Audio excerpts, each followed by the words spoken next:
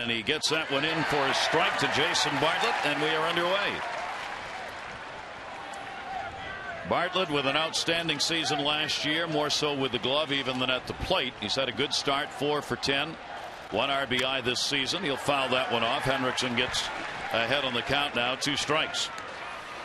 Joe Madden will flip-flop Jason Bartlett and Aki Iwamura between the first spot and the 9th spot against left-handers. Bartlett will hit in the leadoff spot, and Iwamura will drop down to the 9th spot.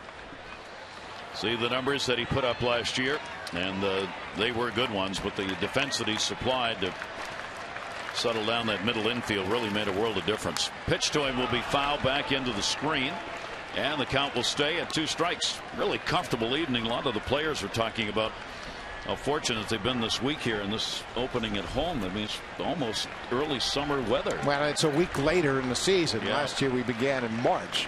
That has made a difference. Again, foul back into the screen off the fastball. Still a 2-strike count on Bartlett with Crawford and Longoria to follow. Don't get too concerned about the radar readings from Mark Hendrickson. He's not overpowering. He won't throw 90 miles an hour. He has to rely on movement and location and keeping the hitters off balance. Bartlett was a .379 hitter off left-handers last year. He had a 150-point almost difference between left-handers and right-handers. Kind of ironic because this ball club only was a game above 500 against lefties, 25 and 24, and they had a second worst American League .246 average against left-handed pitching. So Joe Madden very happy that Pat Burrell and Gabe Kapler have been added to the lineup. Throttled back on that one and missed outside with it. 2 ball, 2-strike count. And like seemingly now every team, at least in the east of the American League, everybody takes a lot of pitches. 2-2 delivery on the way, grounded towards the hole. Melvin Mora will have that one, guns it, and gets the out. Now we talk about Melvin Mora at third base with great range. He's got a real true arm and doesn't make too many mistakes. In the outfield, Ryan Friel, newcomer to the Orioles, makes his first start in left field. Jones and Markakis round out the defense in the outfield. Mora and Asturis on the left side. Cesar Asturis, the Gold Glove winner in 2004. Robertson Huff on the right side. And the veteran Greg Zahn behind the plate tonight. Carl Crawford, the left-handed hitter, playing in left field and looking to have a really strong season. He started out 4 for 13. He has played the last 2 seasons with multiple injuries that have limited his play, and when he is playing limited, really the outcome. This season says he feels healthy finally and really is looking forward to having a full complete year. Yeah, he's battled injuries the last couple of years. He's had a wrist problem, seemed to be kind of chronic, but he is healthy, and when he's healthy he can take a game over. Oof. A tremendous player. 2-0 count. Hendrickson's delivery to him will be fouled back into the screen. Mike Hendrickson is 6'9", 240 pounds, 34-year-old out of Mount Vernon, Washington. He has played for the Rays before, along with the Blue Jays, Dodgers, and the Marlins. 6 years plus of major league service. He has a 2-4 mark against Tampa Bay with a .483 earned run average. And that's going to be a base hit down the line. And with his speed, that'll be at least 2. Over to get it, Markakis in the corner. Big turn, Crawford thinking 3. Here's the throw by Roberts to Mora. He is out! They've got him! Beautiful relay. Nick Markakis to Brian Roberts to Melvin Mora, who got spiked, but he got the out. You can't execute a better cutoff and relay than the Orioles did right there. Melvin Mora trying to walk off the effects of that spike wound. Watch the relay from Brian Roberts. Had his angle turned perfectly. The body turned right into the throw. Melvin Mora tags out Crawford, and he's got his eye on the ball all the way down into the corner. Markakis doesn't try to do too much with the throw other than hit the cutoff man, and he throws a strike to Roberts, who does the same to Melvin Mora. You can see Mora got the spike on the top of his foot as he applied the tag in front of the bag at third base. He comes off the bag to take the throw, puts the tag on Crawford well short of third base. He gets spiked. He appears to be just fine. What spike a throw. Looked like it got caught in the shoe, didn't it? Yeah, like the laces caught that spike. Kind of hung up there for a while, but what a good throw by Markakis, who had 17 assists a year ago. So they get a big out, and there's that defense and how it can assist you in a ball game.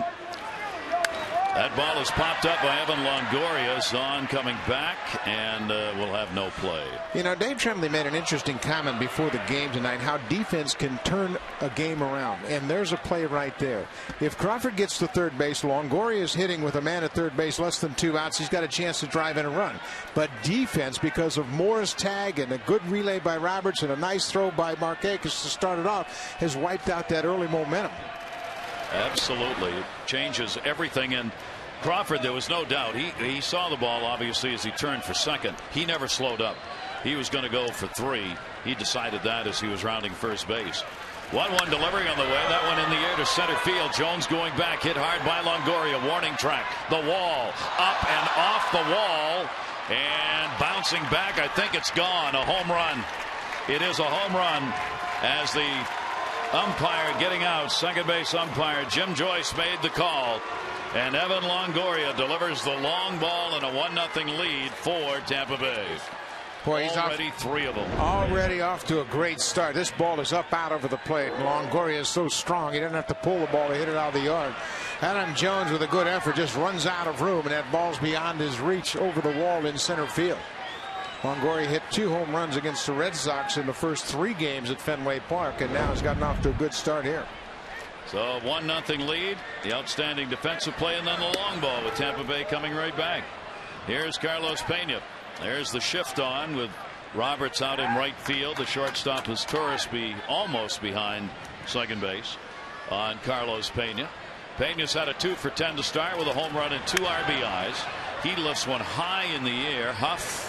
Roberts will come in and call him off. And Bryan puts it away.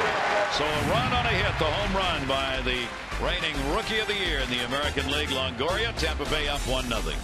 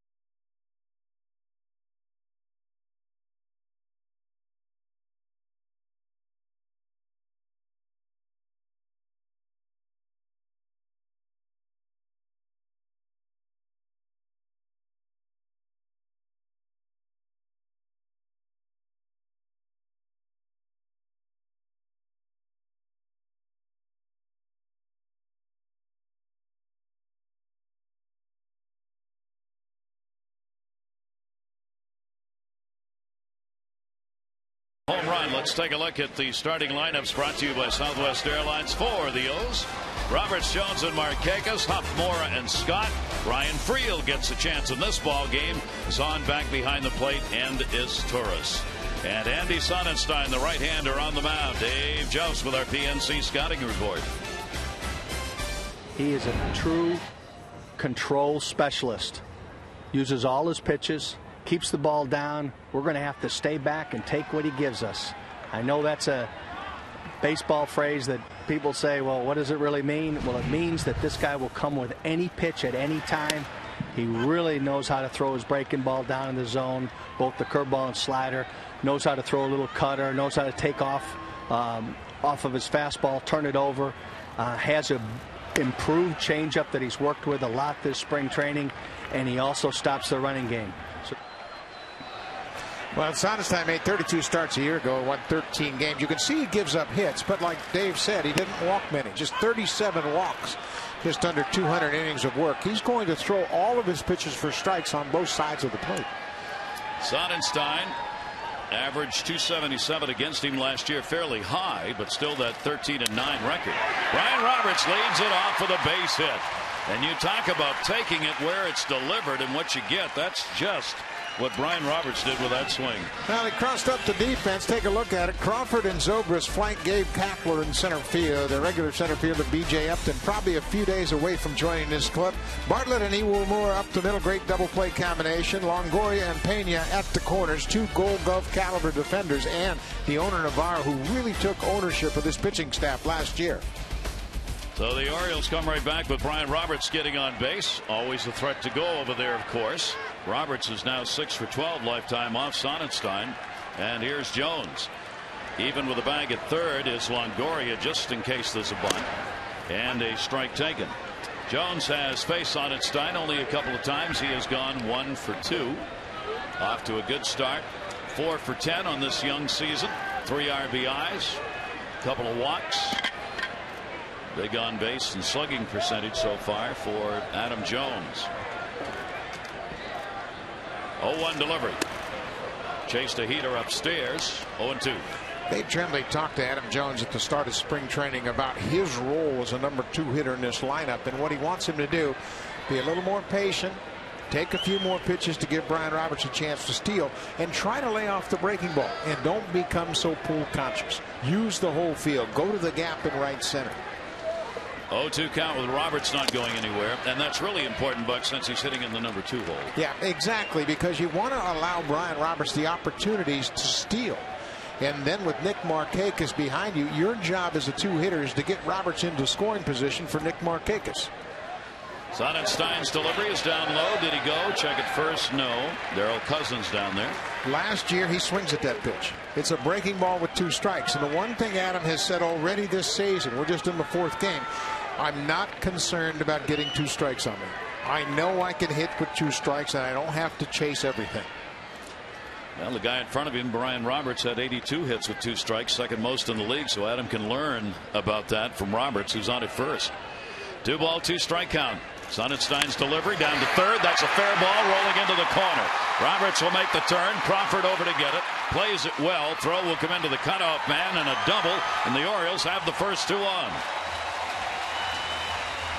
Second double of the season. He also has a triple already. Adam Jones hitting with 2 strikes again. Gets a breaking ball that stays inside and he rips it past Longoria. That's not an easy thing to do. Evan Longoria has as much range at third base as anybody in the American League, but watch how quickly this ball goes past the third baseman. That ball was inside. Adam used his hands to get to the hanging breaking ball, and the Orioles have something going quickly against Sonnenstein. And Sonnenstein hard here. On at second base with a double is Jones. Now Nick Markakis, who is 4 for 9 off Sonnenstein. Base hit here, and the Orioles can get a couple of runs in with the outfield playing back, especially in left and right. Markakis will take the pitch. It gets kicked away. Navarro finds it, and it was in there for a strike on the inside corner. Boy, here's a real good early shot. The Orioles have done well early on in the first 3. 12 for 26 with runners in scoring position. A .462 average against the Yankees. And the top of the order has been on fire. Roberts, Jones, and Markakis have really done a number, especially in the first 2 games against the Yankees. And Markakis would like to add to it right here. Sonnenstein with the 0-1 delivery. And that one up the middle glove holds the runner. Little defense to help his own cause right there. Markakis retired. Aubrey Huff, the former Tampa Bay Ray, coming to the plate. He has made his former franchise pay for his at-bats with a career .315 average, 11 home runs and 26 RBIs against them in 35 games. And he's got a chance to do more damage, and what a shift. I don't think I've ever seen one like this against Huff. They have moved Bartlett all the way over on the other side of second, and Iwamura way out. Yeah, it's pretty dramatic, but it reflects the style of pitcher that Andy Sonnenstein is. Everything is soft, so you expect Huff to be out in front and hit it to the pull side of the diamond.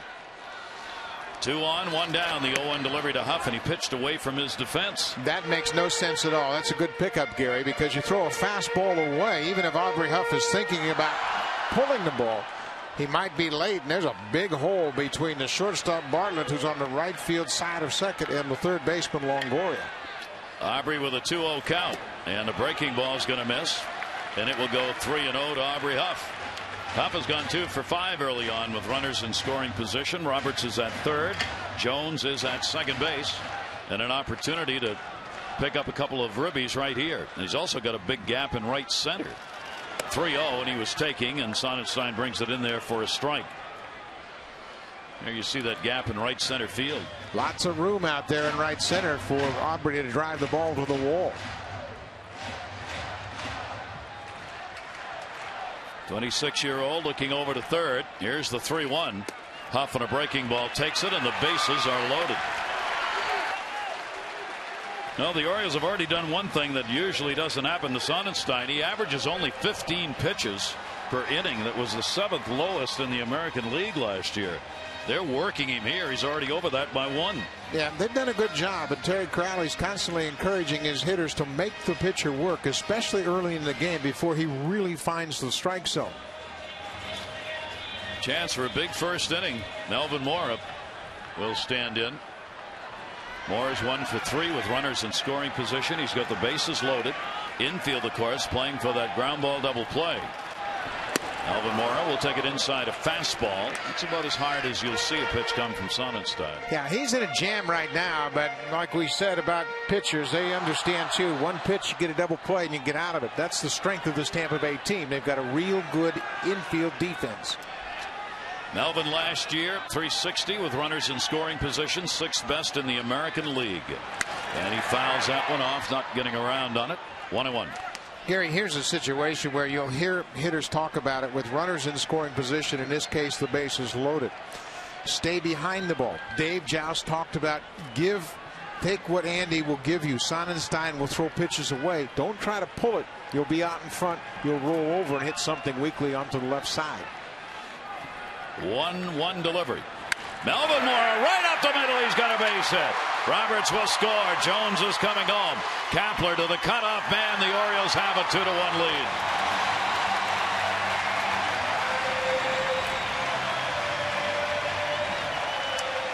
Textbook inning for the Orioles to get it started. Brian Roberts starts it with a base hit up the middle. Adam Jones a 2-strike double.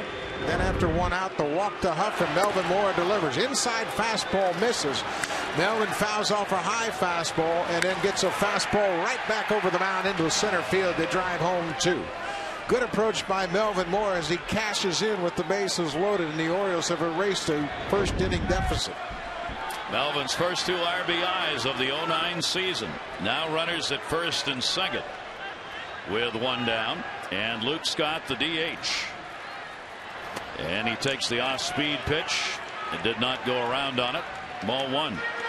Sonnenstein, left-handers 265 off him last year. Right-handers 289. 11 home runs by lefties against him and 10 by right-handers. Both of these starters gave up a lot of home runs last year, Sonnenstein and Hendrickson. 1-0 count. Huff the lead runner. Melvin Moore at first. And a strike taken. Bear in mind, on any base hit, you do not have speed on the base paths for the O's right now. Melvin's still bothered by that sore hamstring that he suffered early on in the spring, and it just hasn't got to be 100% yet. Aubrey, it's just Aubrey. Be proud of you. Hit hard, line drive caught. Again, the shift. That is the shortstop, Bartlett, who caught that. And there are 2 down. Boy, these defensive alignments Tampa Bay is putting up here are exaggerated from any we've seen other teams use. Yeah, they sure are. And Joe Madden, since he's taken over this ball club, pays an awful lot of attention to defensive positioning and hitter trends. And obviously, he's got a pretty good book on this division, having played 3 years now in this division and turned things around dramatically for his ball club. Ryan Friel gets the start. Dave Tremblay continues to maneuver some players that he wants to get playing time to between the DH and left field. PA is one of those. Friel, of course, is another. Luke Scott is another. And Ty Wigginton, all of whom he wants to give some at-bats to. Slider right there will catch the outside corner. 1-1. It's very important not to have your extra guys sit on the bench for a long time coming out of spring training. You go through 7.5, 8 weeks of spring training, then you don't play for 10 days and you lose everything you've worked on. .272 career hitter, no minor number. Loops that one into right field. That'll stay up in the air. Zobrist is there. But the Orioles will get a couple of runs. They do it on 3 hits and will leave 2 on base. And after 1.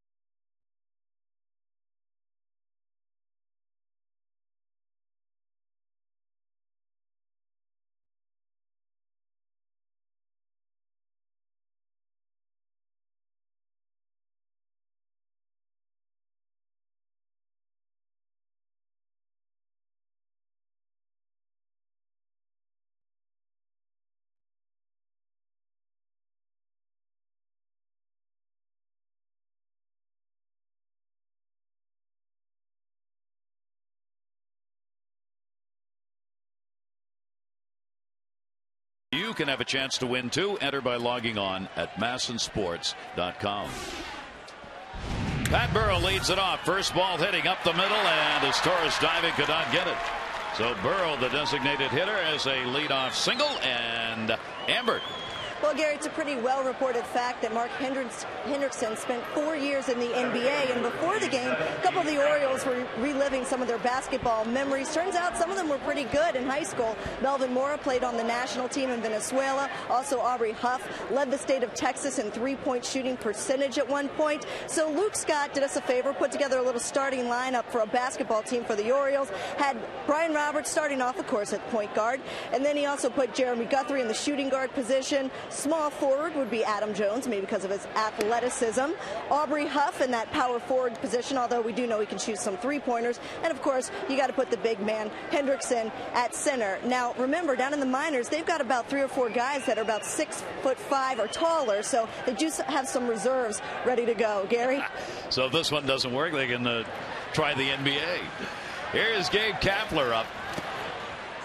I'm going to check on that Aubrey Huff three-point shooting stuff. Huh? You sound suspect about that. I do. Now, maybe he's got that magic touch there. Yeah. You and I would not be able to play on that team. No. Entirely too short. No, I'd be at the end of the bench, however, along with the water bucket. A 2-0 count on Gabe Kapler with Burrell on at first base. And the delivery to him, a strike on the inside corner.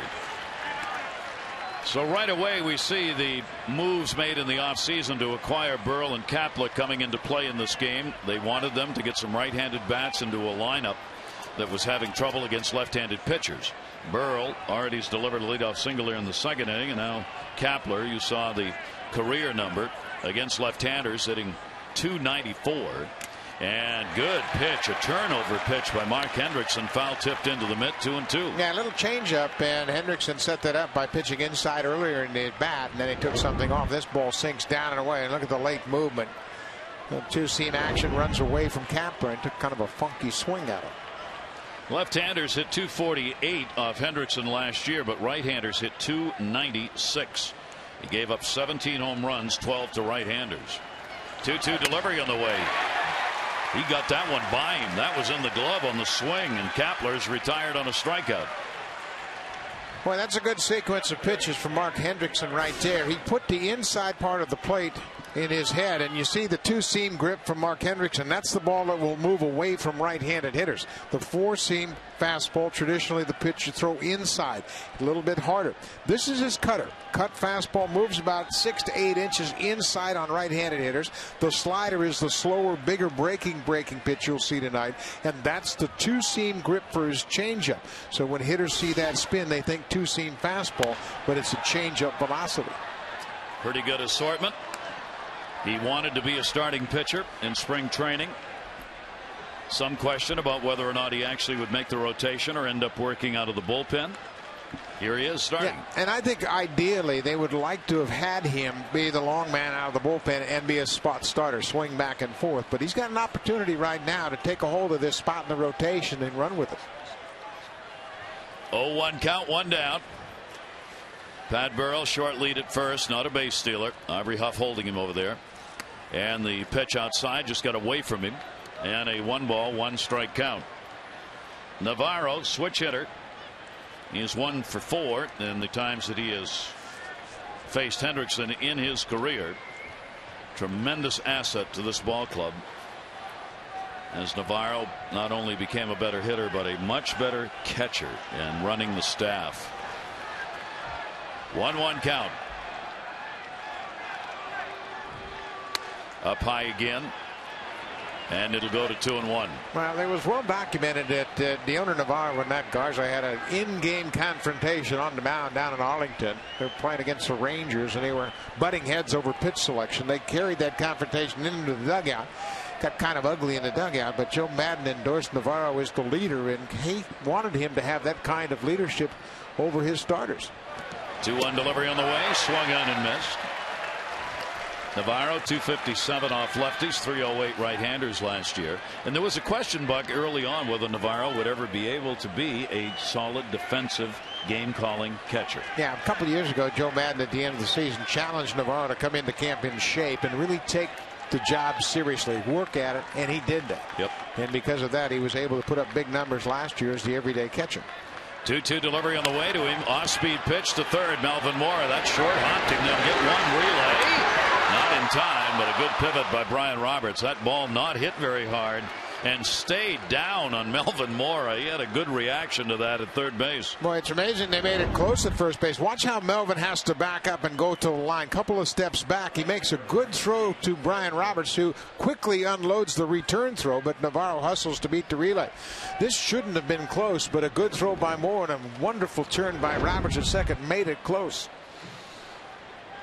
And now there are 2 down. Runner on at first base now will be Navarro. Ben Zobrist, the switch hitter, playing in right field. 269 off lefties, 242 off right-handers, and the throw over to get Navarro back over to the bag. Zobrist has been a utility player much of his career. Plays all kinds of positions, outfield and infield.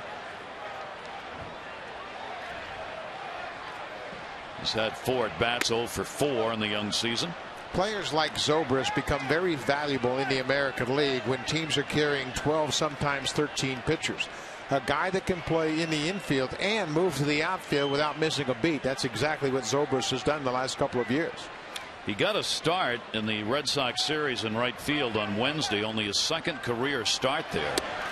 And this is obviously his third, because that's where he's playing tonight. 1-1. Willie Ibar and Ben Zobrist had a lot to do with the Rays hanging on when they lost Longoria and Carl Crawford late in the season. Zobrist took over in left field and split the time with Eric Hinsky, and they really did a great job filling in for the everyday left fielder. 1-1 delivery on the way to him. Good pitch on the inside corner. Hendrickson has got a very easy flow in that delivery, doesn't he? Yeah, he sure does, Gary, and it's kind of a funky delivery. Obviously, at 6'9", he's a different angle than hitters are used to seeing, but there is a little bit of a delay between the front side of his body and the arm coming through where you pick up the release point. Runner at first, 2 down. 1-2, throw over first.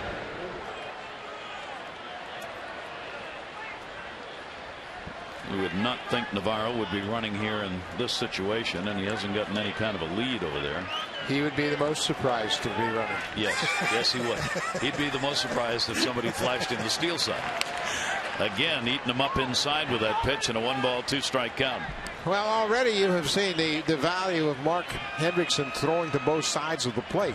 When you have hitters thinking about the inside, they have a tendency to be quick, and you could see how that arm comes through. He snaps off the cutter inside, and Zobrist can do nothing but foul it off at the plate. 34-year-old veteran, 6+ years in the majors, on the mound for the O's. 1-2 delivery on the way, jammed him. Got a pop-up, going back is Torres reaching, and did not get it. Runner will stop at third, and down to second will go Zobrist, as Jones and Torres were headed for the collision connection. Torres actually almost got there, but couldn't hang on. Looked like Torres had it in his glove for a moment, and then Adam Jones may have bumped into him, but actually it was going to come out of his glove no matter what. They're fortunate that it didn't collide here, as Torres reaches for it. The ball actually popped out of his glove before he made contact with Adam Jones. So now runners at third and second, and 2 down, and it'll bring up Iwamura. Is that a ball Jones has got to call him off on? Well, it's hard because they've only played 3 games together in a regular season. You're going to find out how much range Torres has in center, and you might give him the freedom to make that play. Just stay out of his way and let him go after it.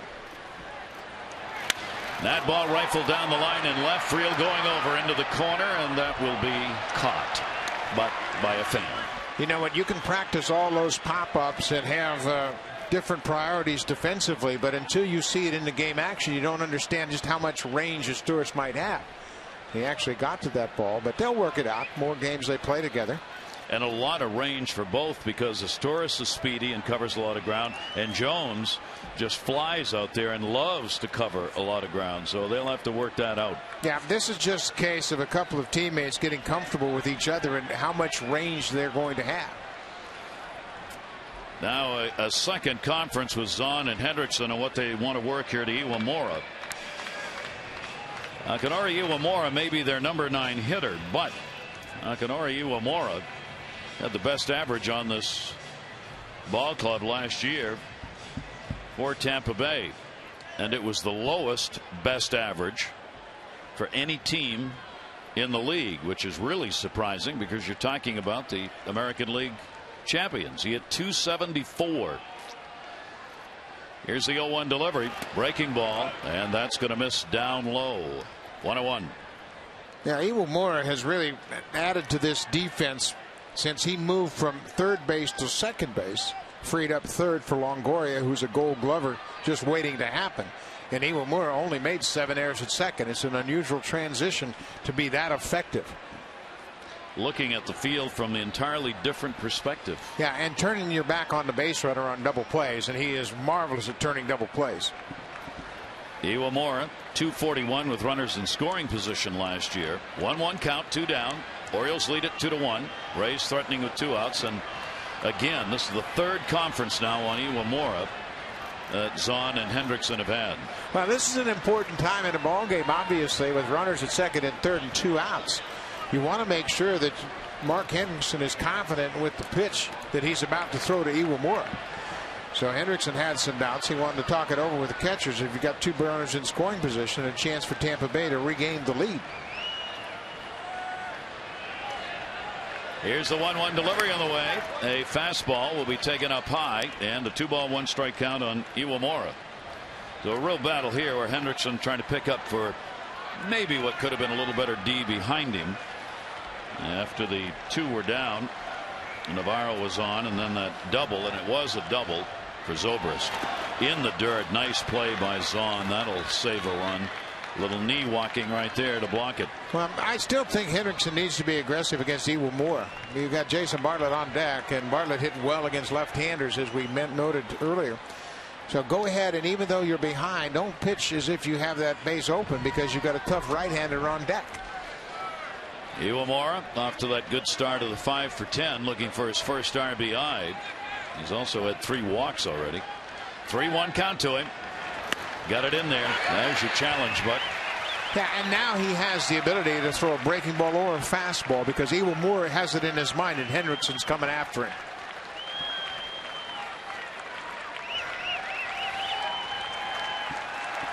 Navarro off third. Zobrist off second. 3-ball, 2-strike count with 2 away. And walked him, and the bases are loaded.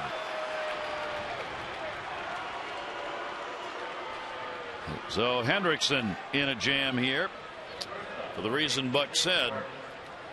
Bartlett coming up. Bartlett grounded out his first time up. He's 0 for 5 off Hendrickson, but he had those big numbers against left-handers last year. And now gets a shot.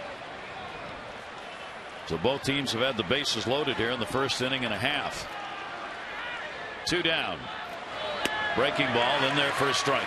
Great pitch after the walk. You start him off with a breaking ball, and there's not a hitter in the world that's going to swing at a first pitch breaking ball with the bases loaded.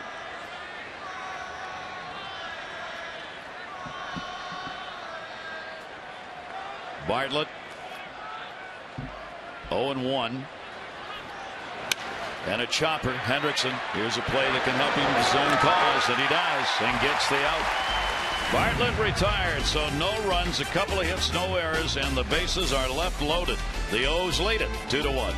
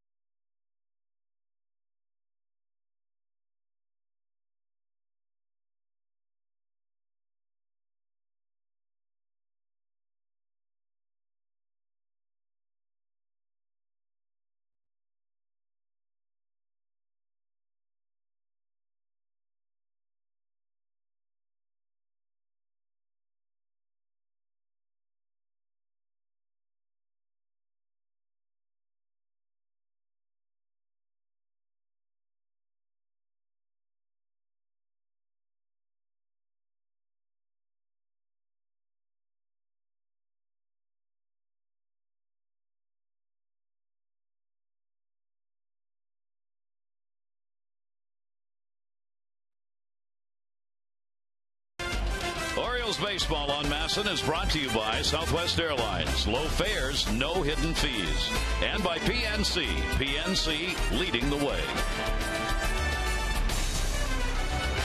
2-1 lead. The Orioles are trying to end a 12-game win streak that Tampa Bay has against them. They have won the last 12 games they've played against the Orioles, including 6 in a row here at Camden Yards. Yeah, that's pretty dominant performance by Tampa Bay, and they have turned things around dramatically the last couple of years. Improved last year by 31 wins. That is phenomenal.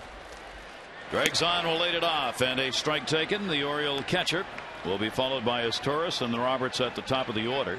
Zahn has got a 5 for 8 going against Andy Sonnenstein. Takes the slider down and in. Couple of hits, 7 at bats on the young season for Zahn. With the 1 RBI. Orioles 2 RBIs for Melvin Mora. Longoria a home run for Tampa Bay. Right-hander throttle back on it, gets it in there. 1 ball, 2 strike count. Zahn would know Sonnenstein, having played for Toronto for the last 5 seasons, and these two have matched up time and time again.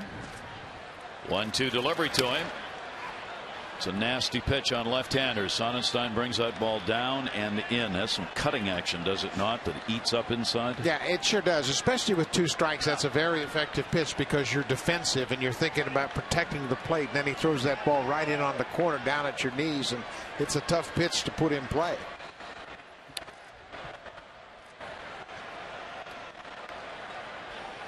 One ball, 2 strike count.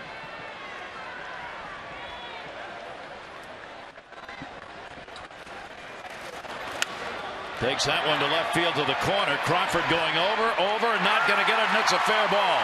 That'll bounce into the corner, and Zahn has got a lead-off double here in the 2nd inning. Well, Carl Crawford knew with Zahn running he could lay out, and if he made a catch, fine, and if he didn't, he was probably going to hold Zahn to a double. This ball is slicing away from Crawford all throughout the flight down the left field corner. Crawford dives not close to the ball, but pops to his feet quickly, plays it off the wall, and keeps Zahn at second base. Well, the Oriole bats continue to pump. The leadoff man on here. Each team now's got 4 hits. Orioles coming into this game, they had a .313 batting average against the Yankees. The Yankees hit .297 off the O's in that first series. Cesar Torres showing bunt. Longoria playing the 45-degree angle at third with Pena charging at first. Yeah, this is a tough defense to bunt against right here. Pena's a Gold Glover and got a strong arm, and he will play very aggressive coming down the line. Longoria will get in here on the grass, and then he will angle his body so he can see the base runners on at second base. You want to bunt the ball to third. Again, down to third, and foul is Torres. 1-1. This Torres doesn't have to be that fine. You don't have to bunt it that close to the foul line. Just get it up the foul line in between the mound and third base, and you'll advance on over to third. Derek Crowley, obviously something they work on in the bunting department. Last season, 3 sacrifices for his Torres, playing with the Cardinals. 1-1 delivery on the way, swinging away this time. He's trying to punch one in over Longoria's head, who had stayed in, but that will take away the bunt now. 1-2. Yeah, and if you're going to swing, you've got to hit it on the right side. You're the number 9 hitter in this lineup. We have talked about the potent 1, 2, 3 top of the order. Torres' job now especially is to move Zahn from second to third. Zahn going back to the bag. Roberts waiting on deck. Boy, we've seen a lot of situational baseball. That didn't completed 2 innings of this game yet. 1-2 delivery on the way, and that one is right where he wanted it. Diving for it, and a fine catch made by Zobrist, and he gets the double play. Zahn could not get back. He was 3/4 of the way to third, and Zobrist doubles him up. You've got to know that the outfield is not going to play deep with his Torres hitting. He just doesn't have that kind of power. This ball is hit on the line. Zobrist makes a fine catch and then pops to his feet. He's got a great arm and throws it right on the money to get the sliding Zahn, who couldn't get back to second in time. So the Orioles surrender that leadoff double, and quickly there are 2 down. And that will bring up Brian Roberts. 2 away and nobody on. Roberts will take it up high, singled and scored in the first inning. Again, another case of the defense taking the momentum away from the offense. A good play by Zobrist eliminates that leadoff double. 1-0 delivery on the way. It is the nature of the beast right now, believing that we are at least somewhat through the era of performance enhancing drugs. Defense is suddenly a word now commonly spoken around ball yards. Speed and defense. Yes. There's a lot of speed around the major leagues now. We're going back to that. Here's the 2-0 delivery.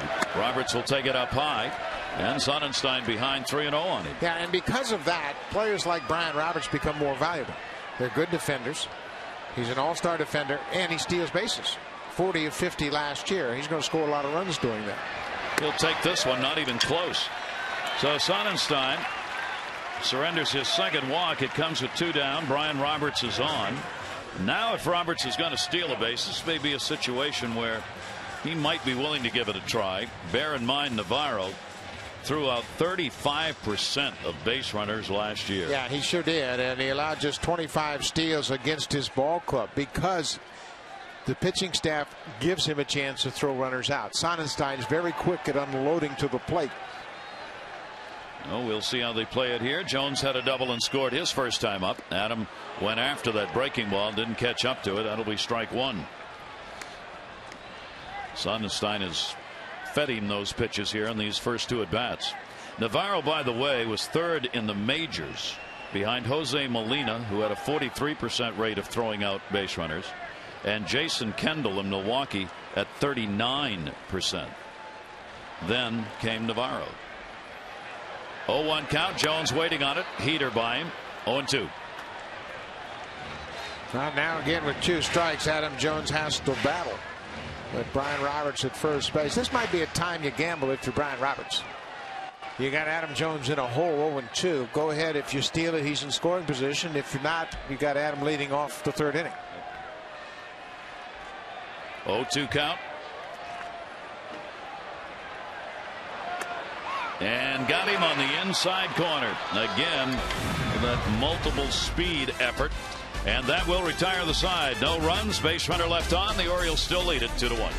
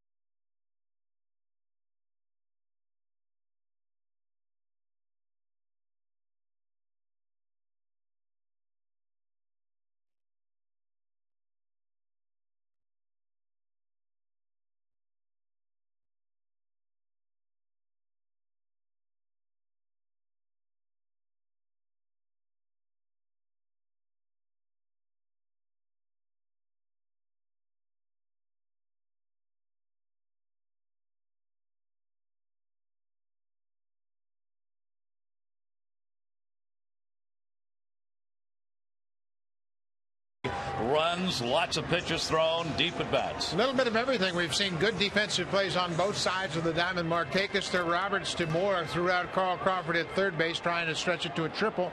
And then right there, Ben Zobrist takes a hit away from Cesar Astures and doubles up Greg Zahn at second. So defense has played a big part of this game so far. Can I do a personal thing? Sure. Because I want to get a copy of this. This is good. I'm now a granddad for the second time. Granddaughter Rosa was born this afternoon at about 6 o'clock. So Rosa, someday you're going to look at this. This is for you. Great to have you with us. Beautiful. Congratulations. Thank you very much. Yep. And I'm still doing this game, which absolutely amazes me. A 2-strike count. And swung on and looped to first.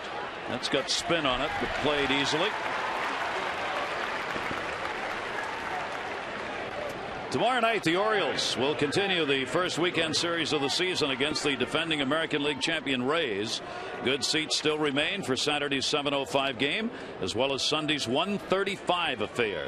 Tickets start at just $9. So don't delay. Details 888-848-BIRD or go to Orioles.com. Jeremy Guthrie against Jeff Neiman, the pitching matchup tomorrow. Evan Longoria delivered the run with a homer his first time up. Has out to a great start, Gary. Third home run of the young season for Longoria. He now has 6 RBI on the season.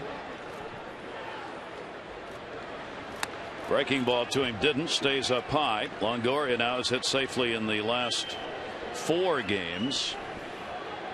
Continues with the hot bat. Hendrickson would like to have one here where he doesn't have to throw a lot of pitches. That one will be high and just a little bit inside. A 2-ball 1-strike count. Yeah, and these are the counts you hate to get into against this young hitting team. They are very aggressive when they have the counts in their favor. Here's the 2-1 delivery. Breaking ball that tied him up. And you could see the hesitation in Longoria. He was sitting fastball, and Hendrickson and Zahn crossed him up and dropped that breaking ball on the back door.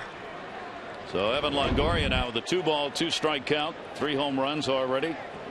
Buckled the legs, didn't it? Sure did. That one in the air to right center field. Nick Markakis will come over and put it away. Dave Tremblay, we were talking about Hendrickson coming this spring, not knowing whether he would be a starter reliever. The manager talked about it.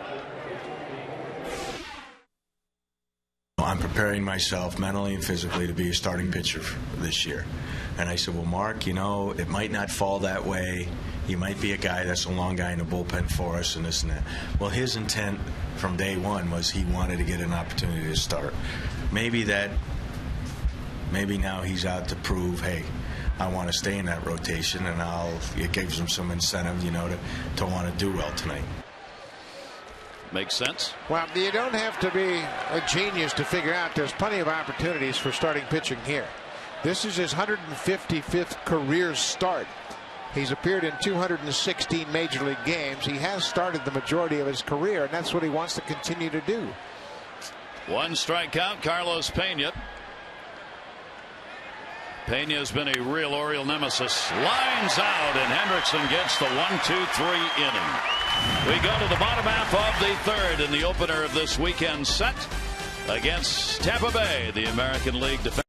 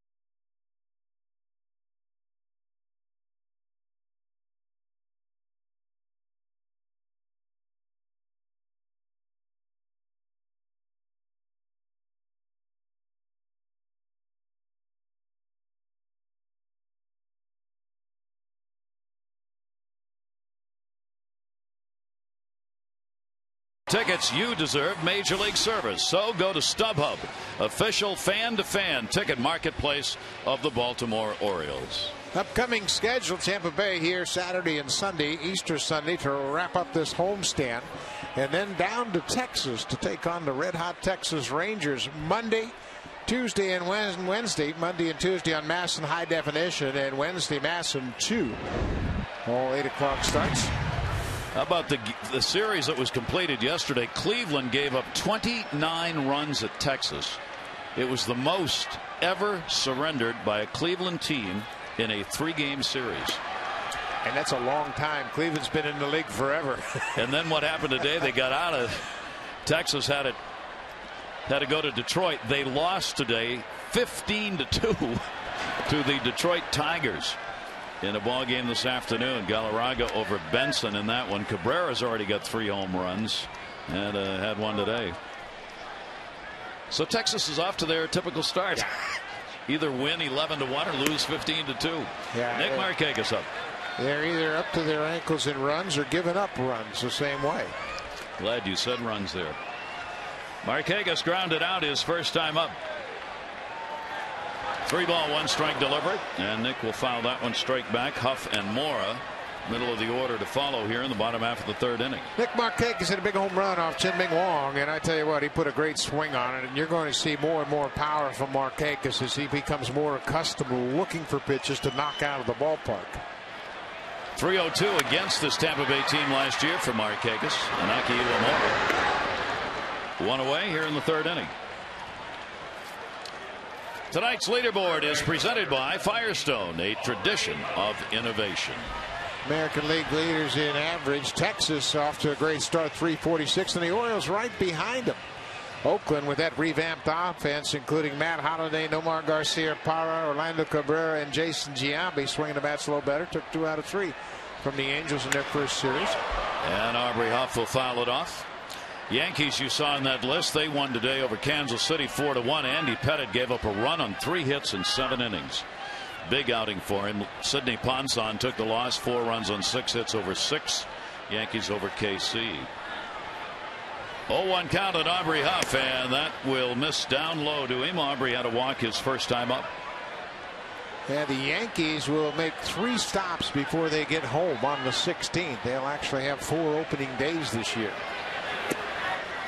They wanted to give themselves time in case there was late work to be done on the park, and also give them time what they hope would be good weather conditions. Aubrey Huff waiting on a 2-1. Breaking ball is in there for a strike. Huff 4 for 12 with a home run lifetime off Sonnenstein. Boy, what a season Aubrey put together a year ago. 304, 48 doubles, 32 home runs, and 108 RBI. And takes that one to center. He had to lean a little bit, so he didn't get all the power behind it, and Kapler gets it for the second out. Well, both of these pitchers have settled in a little bit now after a rocky start to the game. Sonnenstein gave up 2 in the first on 3 hits, then had a eventful second inning aided by a double play to the outfielder Ben Zobrist, and now he's retired the first 2 batters here in the 3rd. Melvin Mora, the big hit so far in the game in the first inning. He got his first 2 RBIs of the season with a bases loaded base hit. Takes a strike on the outside corner. Melvin off to a very fine start here in the 09 year. They play him to pull in the infield. I don't think there's one Oriole hitter who has been played straight up in the infield. Pena, the first baseman, is he is in the hole between first and second base. Yeah, he's got tremendous range over there, and Joe Madden, as we mentioned, really likes to play aggressively on defense, set up his pitchers, and you can do that when you have pitchers that hit their spots. Because of that, the defense can really shift around the diamond. 1-1. Melvin Mora takes that one to left center field. Coming on is Crawford, and he's got it. And a 1-2-3 inning for Sonnenstein as the pitchers indeed do settle in. And the Orioles, after 3, lead it 2-1.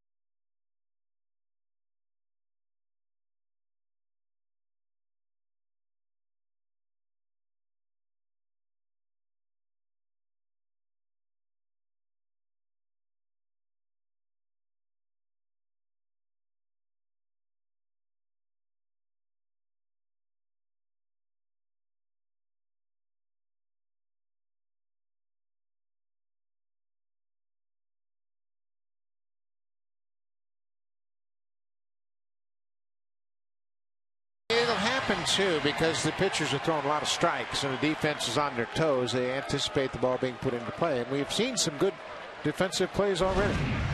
Hendrickson back to work here against Gabe Kapler. 2-4-0 for the Orioles, 1-4-0 for the Rays. Each team has left 3 on base. The Rays won 15 of the 18 that these 2 teams played last year in the season series. That's the best they have ever fared against one team during a regular season, and certainly against a divisional opponent. But they absolutely had the Orioles number last year. Mark Hendrickson with the 0-1 delivery. The Orioles starter, 1 walk, 1 strikeout so far. Sonnenstein 2 walks and a K. Pat Burrell. Sorry, I think I said Kapler.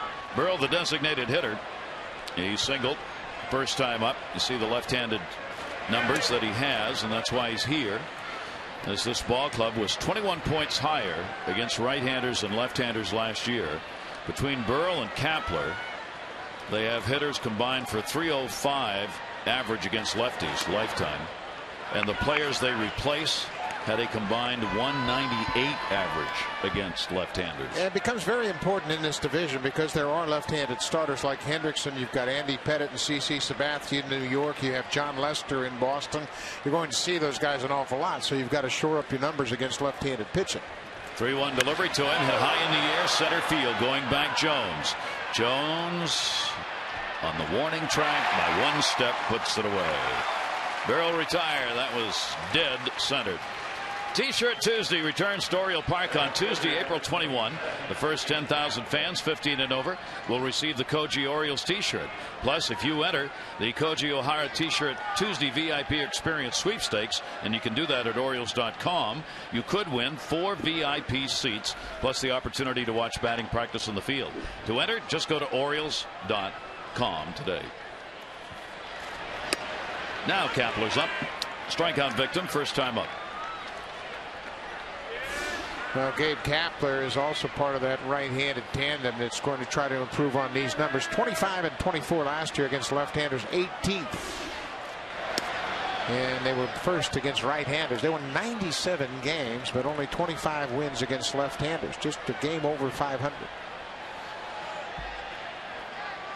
1 ball, 1 strike count.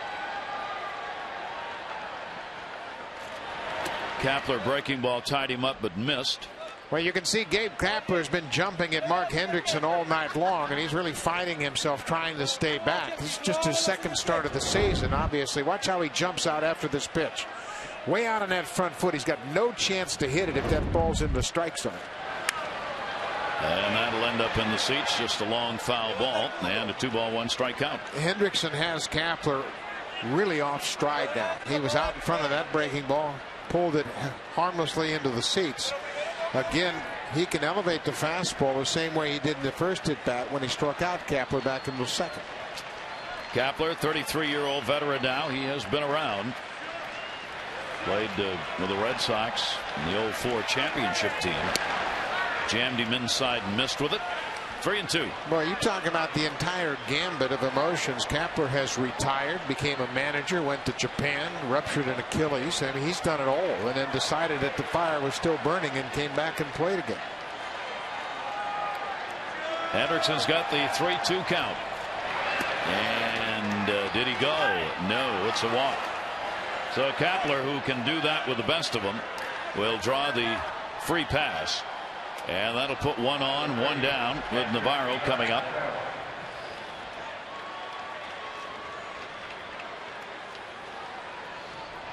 Navarro in his first at bat hit into a fielder's choice. Switch hitting catcher.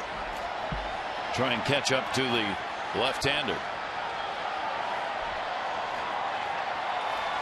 Navarro looking for his first hit. He's 0 for 9 in 09.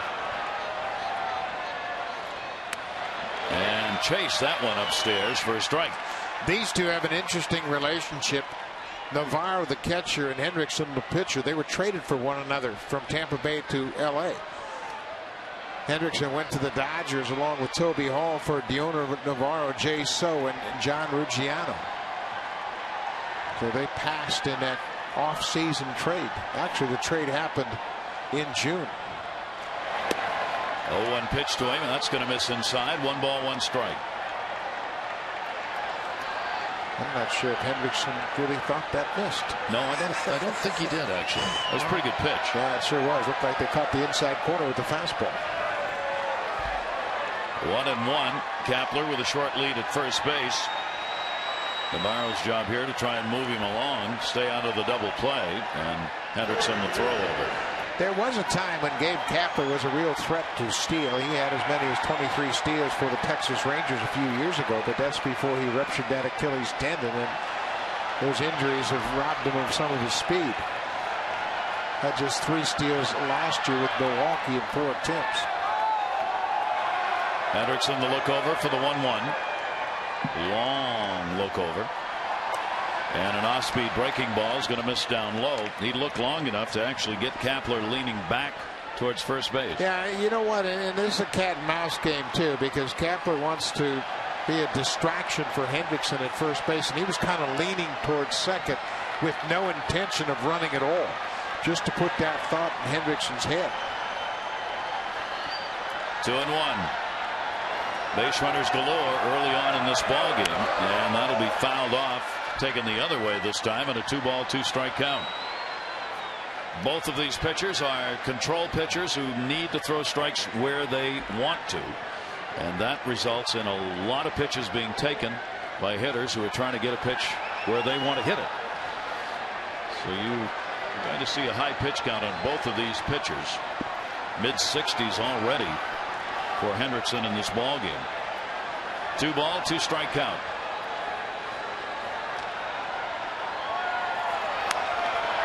Popped him up, foul.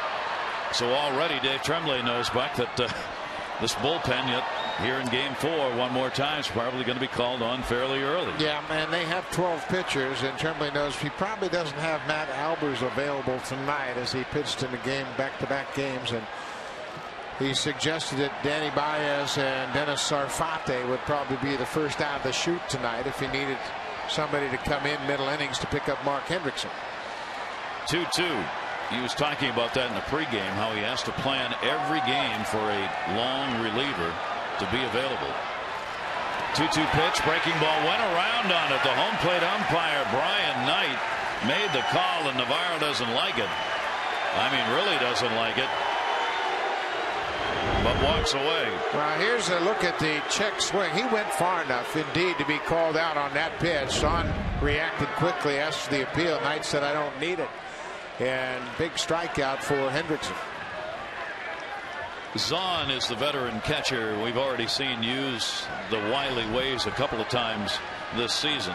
The other night against the Yankees, there was a pitch that was a check swing, and he was already throwing the ball down to third base before the umpire really had even made the call. And just like on that one, he's so quick with it that he almost buys a strike once in a while. Yeah, and you can do that as a catcher. When you react quickly, it kind of sells the call to the umpire, and he reacts off your reaction. Runner at first now with 2 down. A couple of tosses over to get Gabe Kapler back.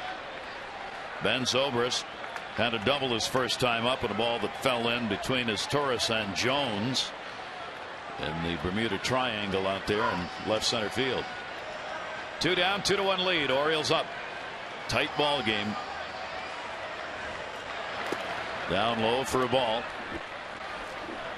And you really see early on here, I mean, obviously this is only game 4, but the grinded out kind of games that get played, especially in the American League and in the American League East, these are the kind of games you have to be ready to come play every single 162 times. Because the lineups are so deep. Yeah. You don't have any rest spots in lineups. You just have to grind every inning. Kapler goes. Here's the throw by Zahn, and he's in. Get underneath that to the outside part of the bag, so Kapler will pick up a stolen base. Well, base runners are perfect 5 for 5 against the Orioles this year already. We mentioned Kapler with just 3 steals a year ago, picks up his first of the season. Not much of a chance for Zahn behind the plate, as Kapler guessed right with Hendrickson, gets a great jump and a big headfirst slide well ahead of the throw into second. 4 of those stolen bases coming against Greg Zahn. Now 2-1 count, 2 down.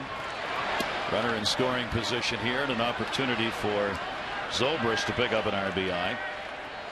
Zobrist, a switch hitter. 1-1 count.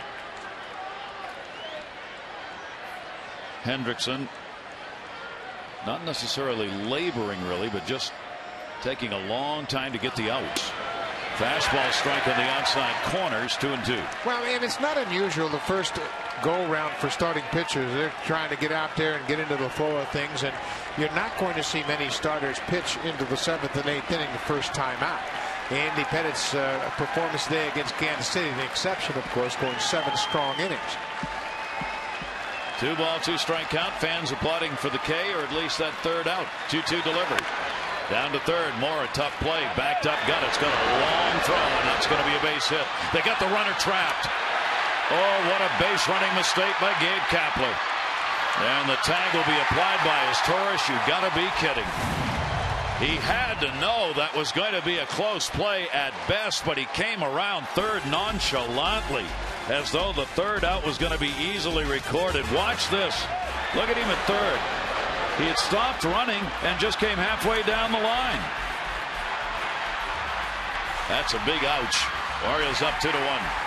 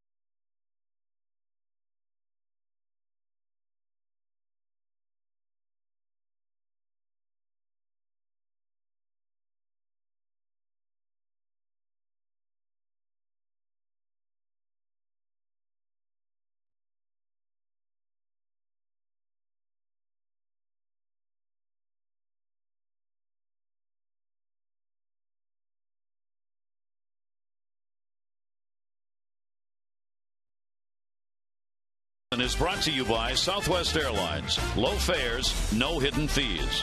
And by H&R Block. When you've got H&R Block, you've got people. Beautiful evening here at Camden Yards. And for the Orioles, a 2-1 lead going to the bottom half of the fourth inning. Luke Scott lined out. First time up. Big shift put on. Last night, long ball, number 1. Luke had a big spring hitting the ball out of the ballpark, and he goes the opposite field, and against A.J. Burnett, that's quite a feat. But he said he's changed his batting stance a bit, flattened out his bat, and because of that, he's hitting the ball to the bigger part of the diamond. He's got better coverage. He feels very confident that he's got his bat flat now, and he can really cover a lot more pitches. Obviously a day game. Could you tell by the sunlight? The delivery is taken outside. Or was it the sunglasses that gave it away? A 2-ball, 1-strike count. 3 home runs for the Orioles so far. Cesar Torres, the unlikely one in the group. Nick Markakis has one, and Luke Scott. And that one tied him up. You saw that front leg, jelly leg a little bit. 2-2. Well, and that's what Sonnenstein has to do. He has to disrupt the timing of the Oriole hitters. And when you get the count in your favor, you anticipate a fastball, and he crosses you up by going backdoor with the breaking ball. Evens up the count at 2-2. And Scott will swing right through it. Second strikeout for Andy Sonnenstein. One away here in the fourth inning. The Junior Orioles Dugout Club, presented by Chick-fil-A, perfect for all fans 14 and under. Kids get tickets to 10 games, a dugout hat, membership card, and that great lunchbox, all for $17. There are exclusive giveaways as well, and the family and friends tickets are only $6. 888-848-BIRD. Go to Orioles.com or stop at any Chick-fil-A location. Ryan Friel. Friel flied out, first time up. One away, nobody on. Friel and then Zahn to follow. This day in Major League Baseball was a big one. On this day in 1947, during the 6th inning of an exhibition game at Ebbets Field, Branch Rickey made an announcement. His words, he read this statement: "The Brooklyn Dodgers today purchased the contract of Jackie Roosevelt Robinson from the Montreal Royals. He will report immediately." That's awesome. That was it. Yeah. This day in 1947, when the color barrier was broken in Major League Baseball with that announcement. 3-0 delivery to Ryan Friel, and that's a strike on the outside corner. Obviously one of the most significant moves in the history of sports for Branch Rickey to make a definitive decision like that. And 1-2.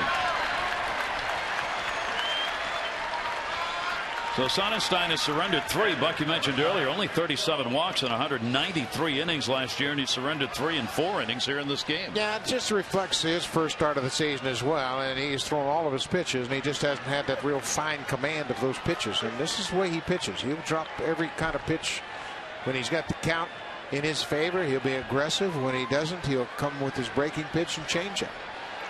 Now runner on at first base in field for Zahn. Zahn had a double his first time up. He's 6 for 9 off Sonnenstein.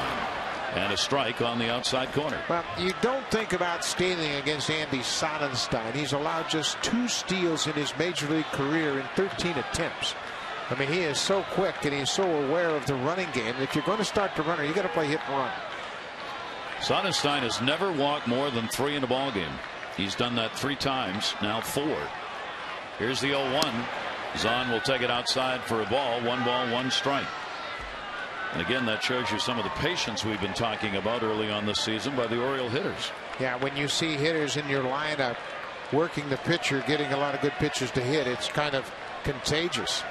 This is a good count to run here. Sonnenstein throws a lot of strikes. Zahn makes contact. Good runner at first. Sonnenstein's already up in the mid-60s. Down the line and foul. And a 1 ball, 2 strike count on Greg Zahn. Zahn looking down at third. I'm not so sure the Frio didn't miss a sign right there. Zahn looked at Juan Samuel as if to say, I thought I had a hit and run there. Juan Samuel has gone through the signs again. 1-2 count. Runner not going, and a chopper. Iwamura 1, bounces it and gets 2. No runs, no hits, no errors, and nobody left on base. Orioles are retired, but the Orioles have the 2-1 lead.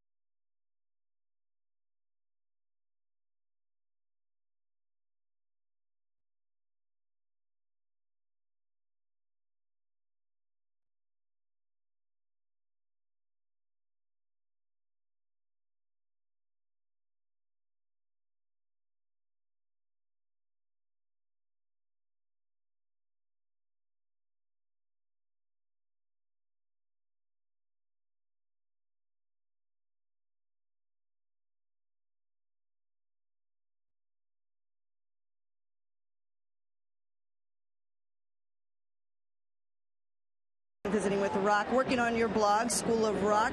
Right now, a big question is surrounding Chris Ray. What is happening with him? We've seen him 2 times. Is there any question about his velocity? Well, I talked with Dave Tremblay about it. Some fans got a little stirred up because he was clocked at 89 miles an hour with his fastball yesterday. People thought, was he hurt? You know, he's coming off the surgery. Dave Tremblay thinks he's fine. He said that maybe the clock was a little slow. He also noted, though, that Ray's arm slot might have been a little bit lower than normal, which could take a couple miles per hour off the fastball. He doesn't think there's any kind of injury problem at all. And we should know, too, that he did hit 94 in that same game. So maybe it was just an aberration. I think it's probably much ado about nothing, if I can quote a little Shakespeare for you. Rockabacco quoting Shakespeare. You think you doth protest too much, too, but go on. Okay, well, before that continues, next question. Adam Eaton expected to be added to the roster to make the start on Sunday. Obviously, there needs to be a corresponding roster move. What do you think will happen? Well, we're trying to guess along with Dave, and he says he's going to make the decision after Saturday night's game. He's got to wait to see how the bullpen's affected. who's available, who's going to be burned out, whatever. He suggested he could go with an extra pitcher, go 13 pitchers, and remove a position player, but it's probably going to come down to Matt Albers optioning him or Brian Bass, who is out of options, to try and sneak him through waivers. He kind of mentioned Bass's costly error a couple times yesterday, which didn't bode well. Then he mentioned, too, that he has to lay off Albers tonight, and he has to cover for a lot of relievers who were hurt last year. That doesn't bode well for him either, so we think it's going to be one of those two, but at least he didn't dismiss the possibility that he could go with 13 pitchers and 3 position players. Well, I'm sure a lot of fans out there want to make comments on what you just talked about. You can chat with Rock on massinsports.com. We'll talk a little Shakespeare, too, if you want. Whatever. Yeah, we'll try to avoid that. All right, let's get back to Gary and Buck. Thank you, Puck. And a 2-ball, 2-strike count. They're actually holding the Shakespeare Academic Convention in Washington, D.C., so I think Rocco's probably gone up there to join in on that. Gosh, I didn't get my invite. No, well, I have yours. Oh, you have No, I have yours. Okay. Yes, I do.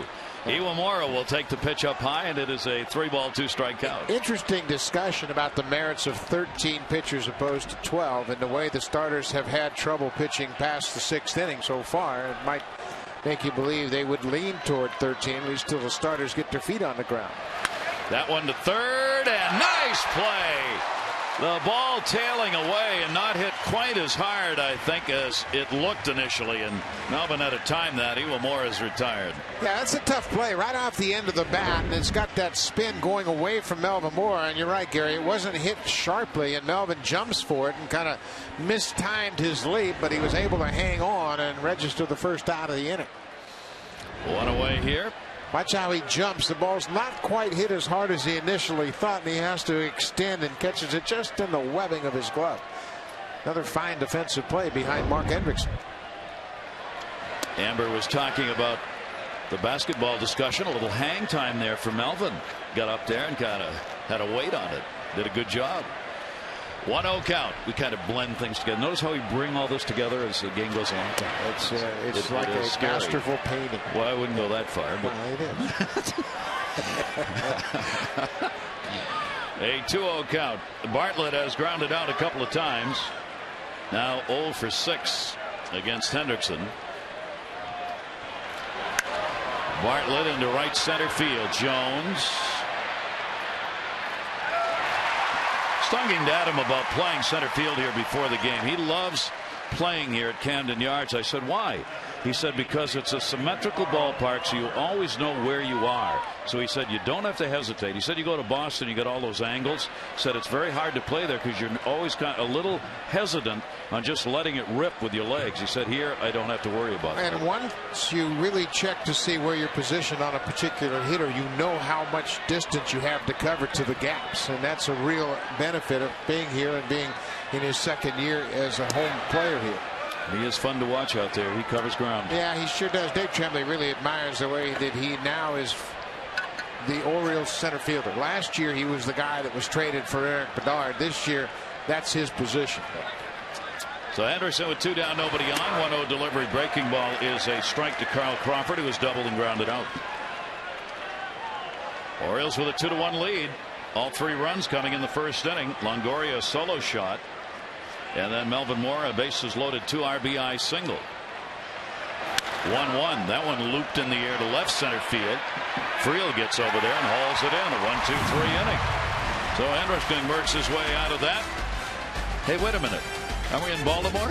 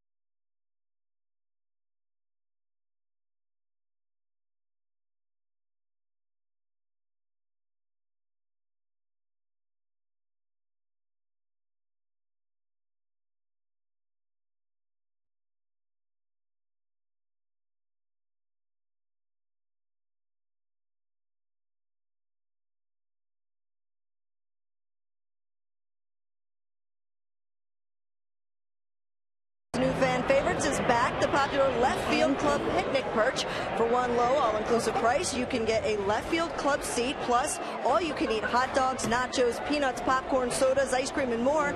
And new to this season's menu are made-to-order fresh garden salads. So a healthy option, perfect for group outings, hungry families, or a fun new twist on a day or night with friends at Oriole Park. And since your ticket is all-inclusive, the Left Field Club picnic perch is perfect for all fans watching their budget. So visit Orioles.com or call 888-848-BIRD. Gary? All right, Amber, thank you. Cesar Torres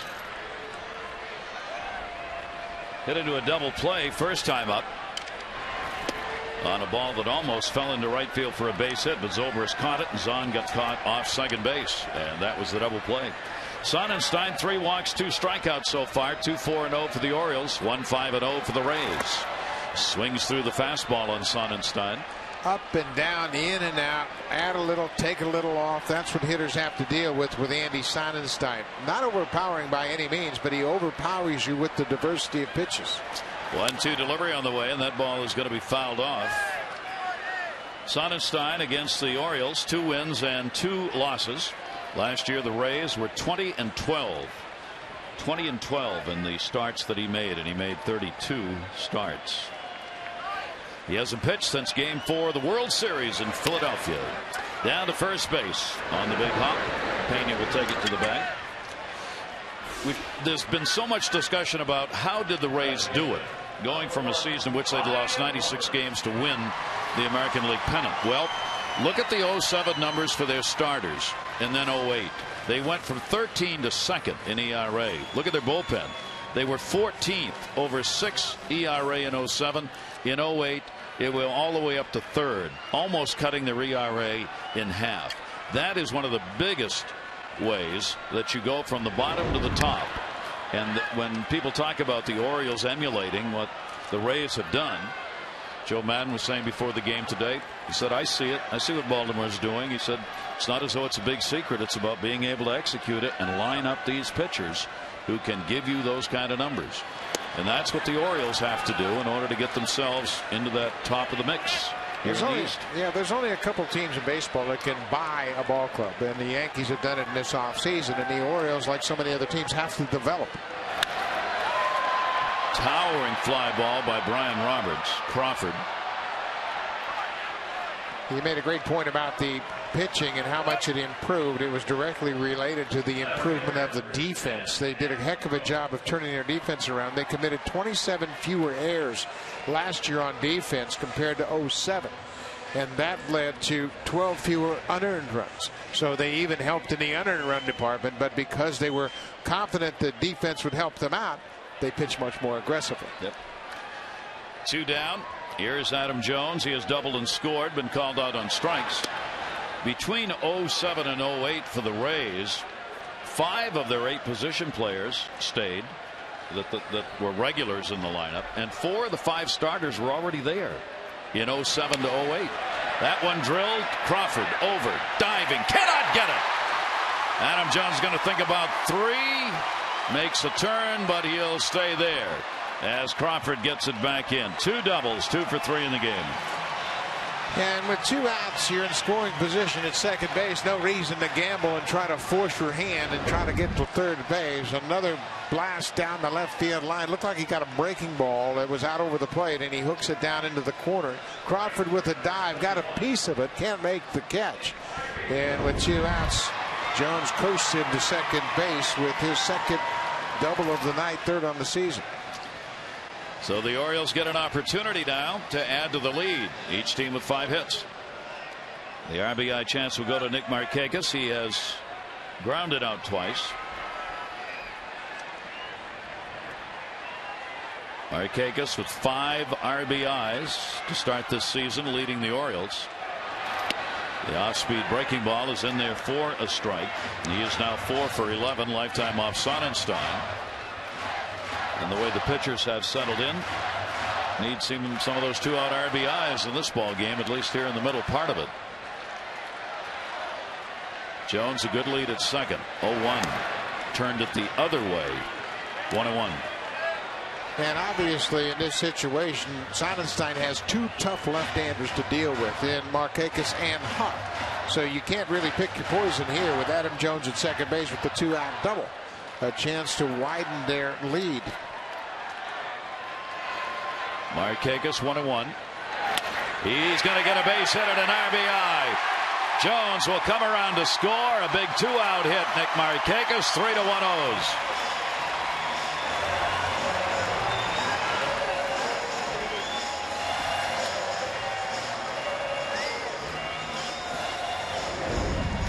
Again, the top of the order coming through for Dave Tremblay. A breaking ball that catches the inside corner, and Markakis just kind of served it into right center. Zobrist comes over and cuts it off, but already the top 3 guys in the lineup have 4 hits. They've scored 3 runs. So a big 2-out shot right there. 6 hits, 3 runs, and a 3-1 lead. Here's Aubrey Huff. He has walked and flied out. He'll take the pitch in there for a strike. Nick Markakis already with 6 RBIs in 3.5 ball games. Aubrey, he's got 4 runs batted in with a couple of hits and 12 at bats.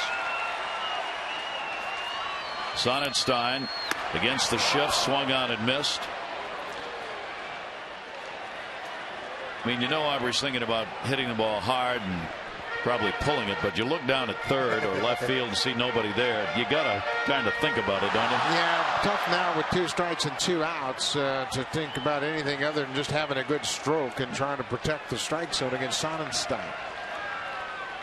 Here's the 0-2 delivery, and there he goes the other way. It's going to be played by the third baseman. Longoria has got no chance. Tried to one-hop it over there, and he used that blank space for a base hit. Yeah, it's going to be interesting to see how long Tampa Bay stick to the dramatic shifts we've seen so far. First game of the season, they have really exaggerated the defensive alignments, and this buys Aubrey Huff a base hit right here. That's a routine ball to straightaway shortstop, and it turns into a hit for Aubrey Huff. Smiling over there, talking, I'm sure, with T-Bone about how many infield hits he'll have on the season with that great speed he has. Melvin Mora. Single and 2 RBIs with the bases loaded in the first inning. Flied out. Runners in scoring position in this ball game. 2 for 6. 14 for 32 on the season for the O's. Mora with first and second and 2 outs. And we'll take the pitch down low for a ball. Another RBI chance. Lance Cormier, former Oriole, begins to loosen up for Tampa Bay. Had a great spring and battled his way onto this roster to start the season. Sonnenstein, 1-0. Moore is going to get a base hit into right field. Nick Markakis coming around, ball bobbled. Huff will go to third. Into the cutoff man, another 2-out RBI and a 4-1 lead. What a great approach by Melvin Moore, going the opposite way again. Driving the ball into right field. Cut fastball stays out over the plate. Moore just strokes it past even more into right. Zobrist bobbles the ball. That enables Aubrey Huff to move from first to third. Markakis scores easily. Melvin Moore's got 3 RBI. Big ball game for Melvin Moore. First 3 RBIs of the season. Sonnenstein's going to be talked to. They want to draw a little more time for the pen.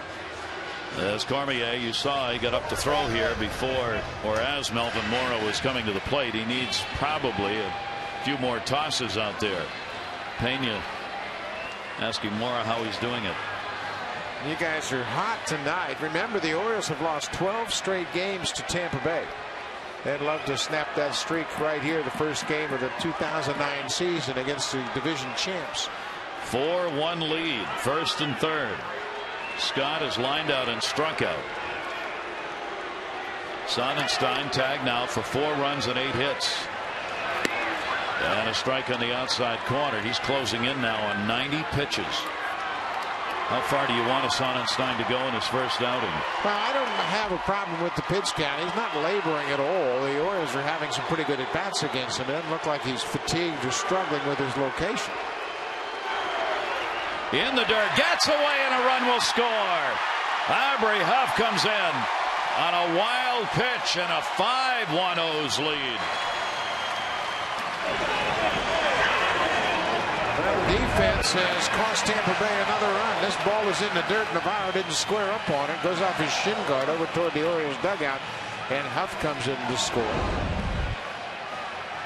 Aubrey Huff with an infield hit, went first to third when Zobrist bobbled the ball in right field. And now they're going to put Luke Scott on, and they'll deal with Ryan Friel. So a big inning here for the Orioles, as they've added 3 runs to take the 5-1 lead, and with Friel coming up, it'll be the 8th Oriole to come to the plate here in this 5th inning. And there's the intentional pass. So runners at first and second, 2 down, and that's it. Madden is on his way out and has made the call to the bullpen. So Sonnenstein, a tough one, 4 2/3 for him, charged with the 8 hits and so far 5 runs. Cormier will come out of the bullpen to face Ryan Friel. 2 on, 2 down, O's up by 4.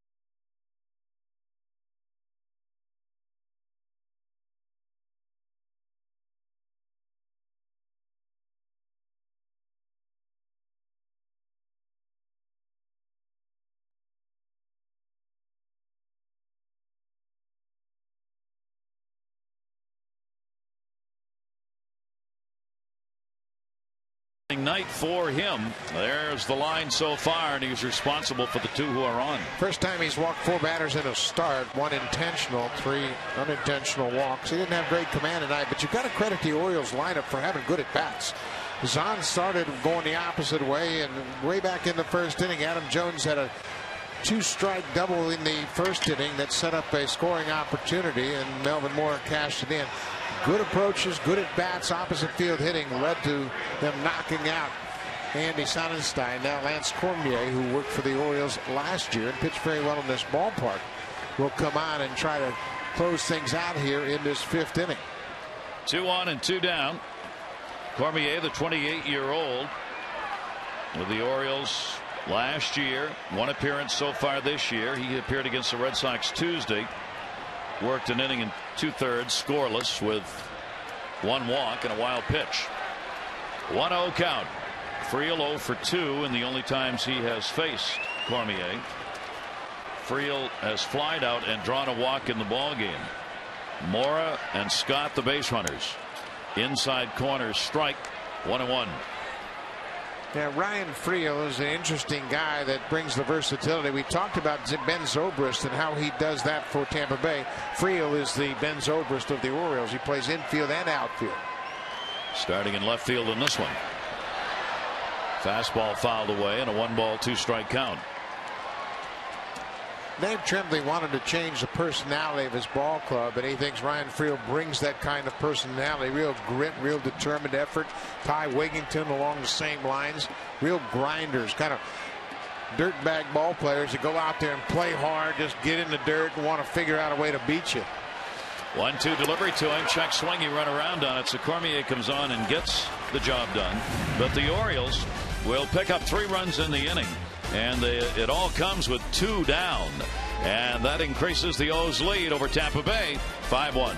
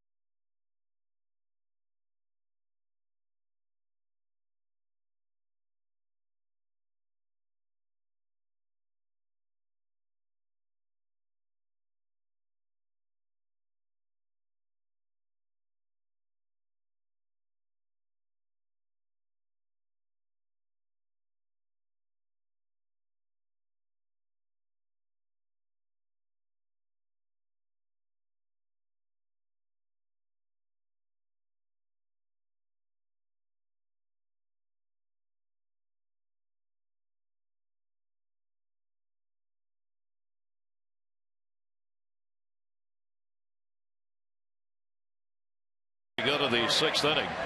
Some big time punch here, and even though Mark Hendrickson has had to throw a lot of pitches, he's been able to give up nothing except that home run by Longoria that came in the first. Since then, got a bases loaded situation in the second he worked out of, and Hendrickson retired the side in order in the fifth. Here is Longoria, who delivered his third home run in the first inning, leading it off 1 for 2 in the ball game, and he went around on that one, and that's a strike. Take a look at the lowest ERA in April since 2006. Mark Hendrickson has done a heck of a job. He's lowering that number as we speak. 171 in the month of April. And last year he was the opening day starter for the Florida Marlins. Lost that game against the Mets, and then would go on to win 5 of his next 7 starts. He went 5-0 over those next 7 starts, and he has kind of moved up the schedule a game here this year. Off to a great start tonight against a very good hitting Tampa Bay club. Yep. 0-2 delivery. Longoria up a 240 early career average against left-handers. You got to believe he'll get better with that number as a couple of seasons roll along. 1 ball, 2 strike count. He's 7 for 16 to start the year. That one off the end of the bat right field. Nick Markakis, the long run. 1 down. Mark your calendars for Saturday, April 25, and get ready to celebrate both of Baltimore pro sports teams. The first 10,000 fans 15 and over at that night's Orioles-Ranger game are going to receive a Draft Day O's-Ravens rally cap presented by Masson. A unique chance to show your hometown pride in both the Orioles and Ravens. Call 888-848-BIRD or Orioles.com for info. Carlos Pena's popped out and lined out 0 for 2. Anytime the Orioles can keep Pena off base, it's a world of success. He has been a very tough out. 13 career home runs for him against the Orioles. 25 RBIs last year. I mean, that's a career's worth against one club. Breaking ball is up high. It seemed as though last year every time he came to the plate there were at least 2 on, and he got a base hit. Yeah, he had a big run against the Orioles last year, and when you look at this club, he's the only guy that had a 100 RBI season in a championship caliber year. They went to the World Series. It was a true team effort.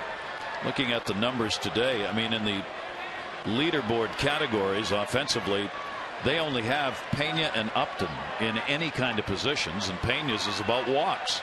Upton's about walks, and Pena's about RBIs and walks. 2-0 delivery on the way, and that one in the gap. Nick Markakis will get over and try and cut it off, and he does. Thinking for 2. Turned him right back to first. A long single for Pena. A good job by Nick to get over there and cut that ball off and keep Pena at first base. Mark Hendrickson started a game back in 2006, third game of the season here in this ballpark for Joe Maddon's Tampa Bay Rays. He pitched a 3-hit shutout to win the first game for Maddon in his managerial career, and after the game presented Maddon with the game ball. I'm sure Joe Maddon had some special thoughts about that. Long-time minor leaguer, long-time coach in the big leagues, got an opportunity to manage here in Tampa Bay, and that is a very good memory for him, I'm sure. Dave Tremblay is making his way out. 92 pitches thrown by Mark Hendrickson, and he's going to go to the bullpen. So Pena on at first base. Baez has been warming up and is ready. And Hendrickson in his first start as an Oriole is going to leave with a chance to be the winner in this ballgame.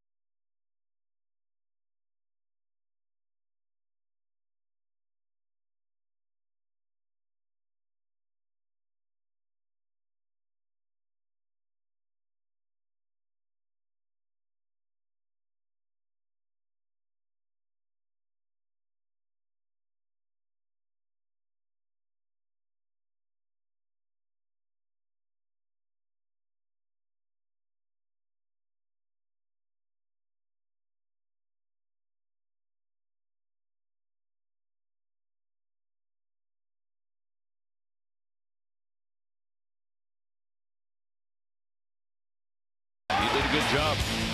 Pretty good job by Mark Hendrickson, going 5 1/3. Just scattered 6 hits, walked a batter, struck out a couple, gave up the solo home run to Evan Longoria back in that first inning. Danny Baez will try to finish things up here, at least start the process, as he comes on with 1 out here in the 6th. Runner on at first base, and Pat Burrell will face him. Burrell has picked up a single and flied out 1 for 2. So the right-hander on to face Burrell and Gabe Kapler, the power right-handed bats. That's on the inside corner for a strike, 1-1. Burrell is 3 for 4 in his head-to-head matchup against Danny Baez. They haven't seen an awful lot of one another. Orioles adding runs in that last inning. 3 of them. Don't want to give any back here in the top of the 6th. 1 ball, 1 strike count. Baez will miss outside with that. 2-1. Oriole bullpen has given up 11 runs in 11 innings pitched. Walker, the left-hander, getting ready. And it's kind of been the flip-flop in the first 4 games of what the Orioles thought might be a concern. Each of these teams 2-1 coming in to start this series. 2-1 count. Burrell inside, outs that one foul. And Gary, you were talking about the early season misery of the bullpen. I'm not going to get too concerned about this. It's just 11 innings, and they have allowed 17 hits. They've walked a few more than they'd like, but I think, like Dave Tremblay, that he just wants to get everybody involved, get them a chance to sort things out, and get their feet on the ground here to start the season. So you're going to use a few more guys early on just to see who has the hot hand. Yep. 2 ball, 2 strike count. Very short lead at first for Pena. And the fastball will miss outside. 2-2 on Pat Burrell. Yeah, right now Baez is trying to throw a little bit too hard, and you can see he's pulling the ball right out of the strike zone because he's trying to reach back for a little extra. He got himself stretched out as he was in the competition for a spot in the starting staff down in spring training. Pat Burrell goes down swinging on a 3-2 pitch. Ate him up inside. Boy, good late movement on that fastball. With 2 strikes, you have to be aggressive, try to protect the strikes. So watch how this ball moves down and in. 2-seam fastball with wicked late movement gets Pat Burrell swinging. Late movement, explosive fastball right in on the hands of Burrell. Almost impossible to hit that pitch. You need a paddle. There are now 2 down. Here's Gabe Kapler. He has walked and struck out in the ball game. Always a power threat. So what does he do? Tries to bunt for a base hit. Foul ball. That ball just trickled off the grass, and once it hit the dirt, there was no chance of it staying fair. Well, good idea right there, Kapler, with the switch hitter Navarro on deck. Caught the third baseman Moore back, made a bid for that 2-out bunt base hit, but it just rolled in foul territory. Melvin can smile about that, saying, "Hey, Gabe, it went foul." Just an unselfish play. I mean, what he's trying to do, obviously, is get runners on base. That's what they need right now, and give somebody else a chance to get the RBI rather than hacking away with 2 down. 1 strike count. Pena still over there at first base, being held by Aubrey Huff. 1 for 5 so far for Kapler on the year. And the 0-1. Another pitch that ate him up inside. That one was up, and an 0-2 count. Baez throws hard enough that if you get those kind of pitches coming inside, you're almost pulling the bat back and just kind of giving it a flip swing on those pitches. Yeah, and you become very defensive because the ball comes inside. You see it out over the plate, and you kind of extend your arms, then you got to draw your hands in to kind of get the barrel on the ball. And don't have much time to do it. 0-2 delivery is going to be popped back, no play.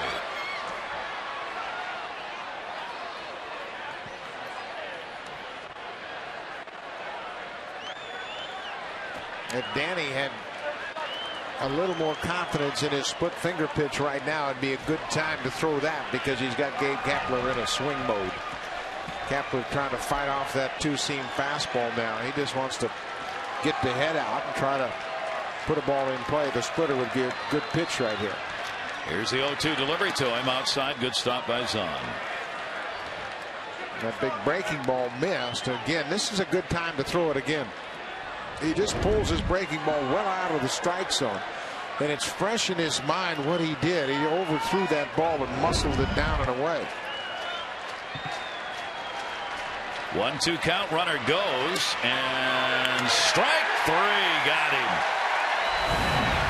Home plate umpire did not need help on that one either. So Baez comes on and strikes out the 2 he faces and protects the 5-1 O's lead.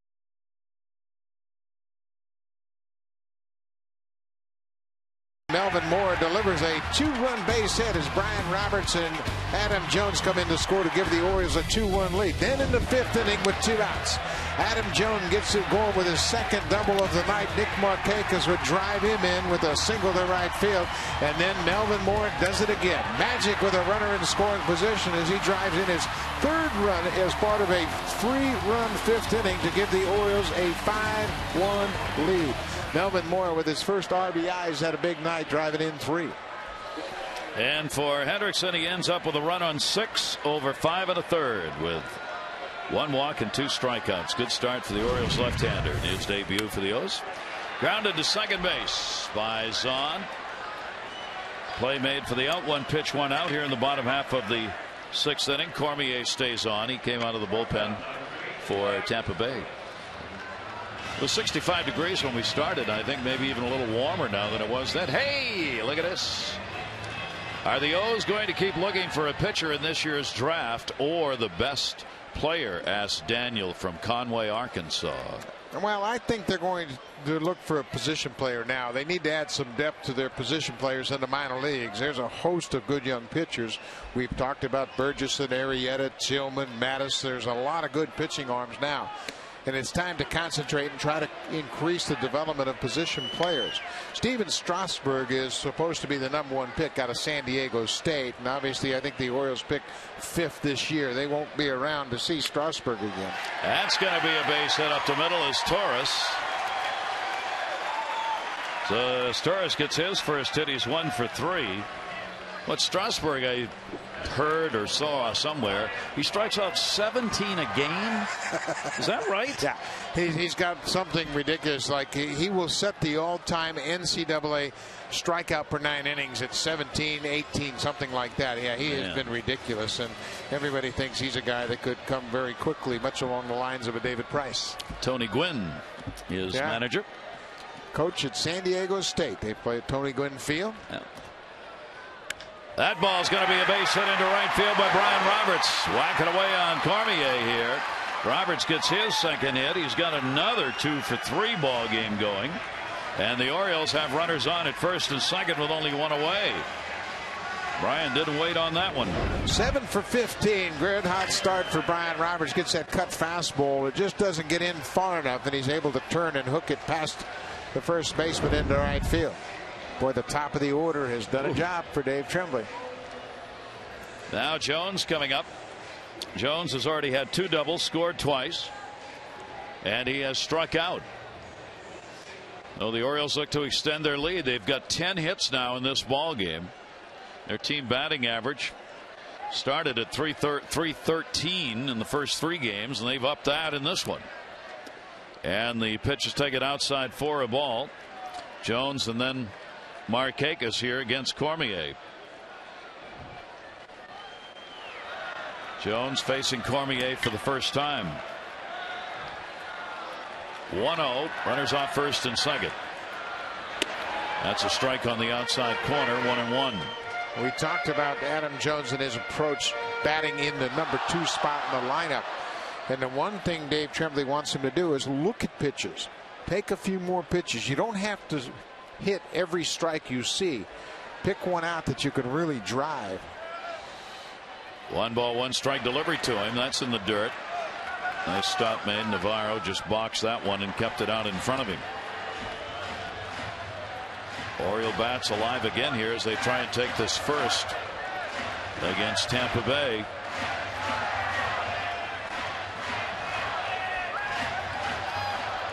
Both teams have stranded 5, but the Orioles certainly have had the better of the opportunities in the ball game. 2-1 and a look back by Cormier with Iwamura moving in. Brian Roberts is always a threat to take off for third base here if you don't hold him close. Or as Torres is, rather. As both can run. Here's the delivery, and that is a strike on the outside corner, and 2-2. Yeah, it looked like Adam had a different pitch on his mind as he saw that fastball, very hittable pitch from Cormier. But he wasn't prepared to hit fastball right there. But now, again, with 2 strikes, this is something he's done very effectively. Hit with 2 strikes this year. 3 RBIs on the season so far.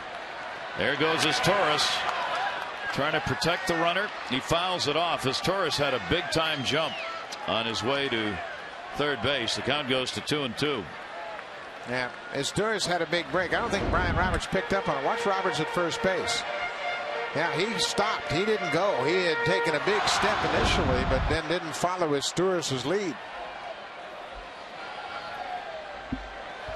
And it sure looked like Jones wouldn't have swung at that had it not been for the runner going.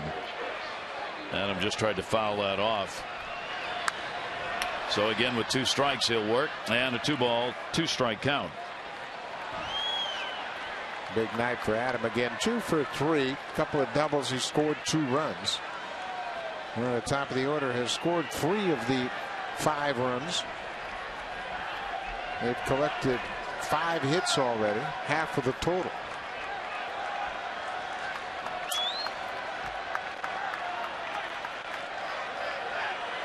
It's Torres again, back to the bag.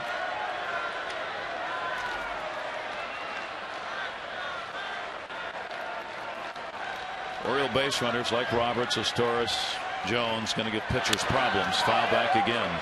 They'll draw the attention and slow the game down and interrupt the rhythm of pitchers by getting on base.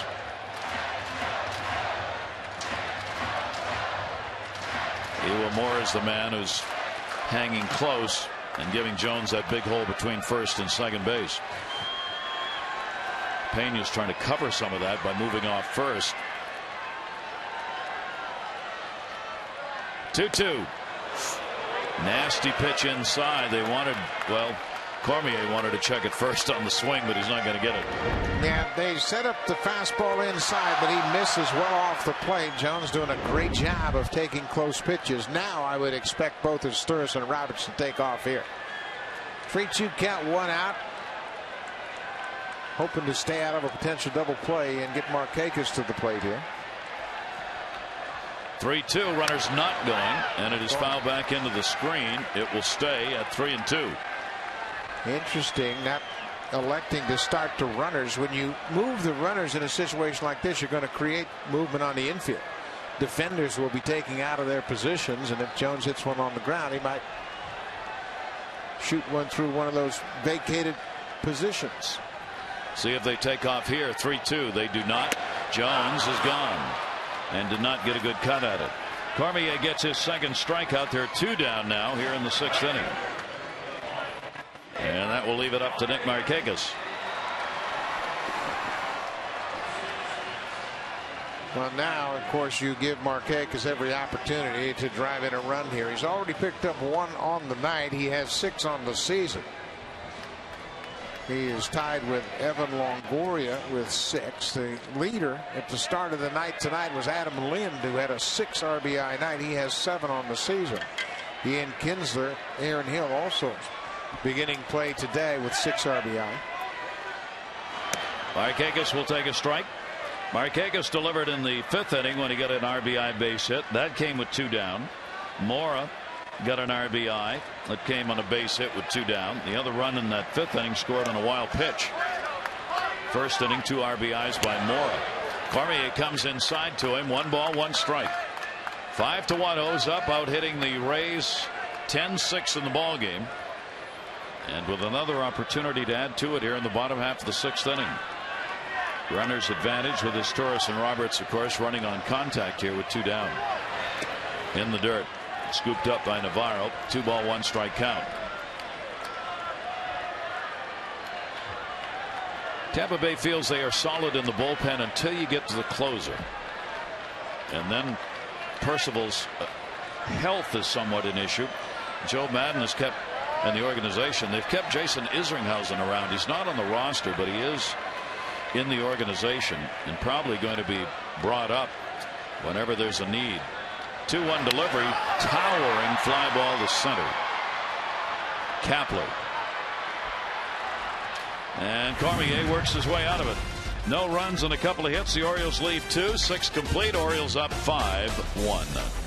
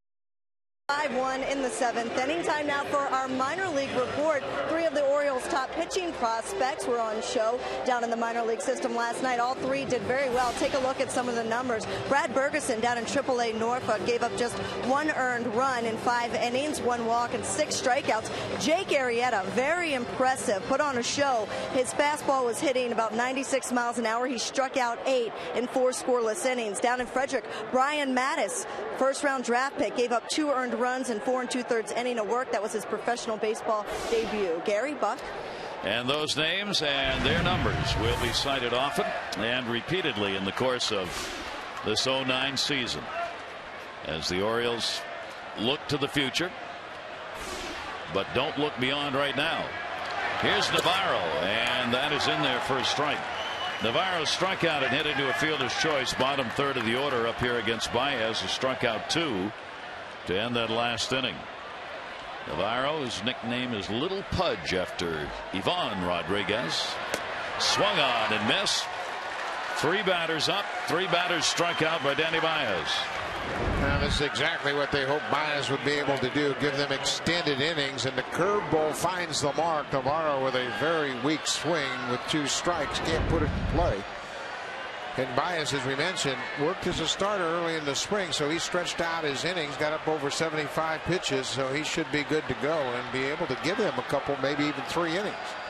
Ben Zobrist, what an enormous help that would be for the Baltimore Orioles. You know, Gary, the last couple of years, that bullpen has been built with 1-inning pitchers, and it's so difficult to work through a week's worth of games when all you have out there is 1-inning pitchers. Taken away.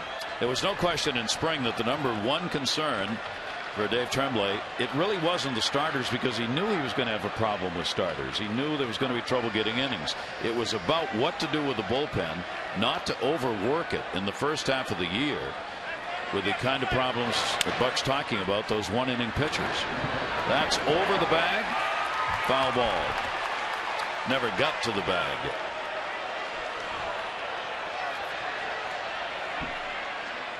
Zobrist will come back. He has singled and doubled in the ball game. Off to a good start. Couple of hits, 6 at bats on the season for him.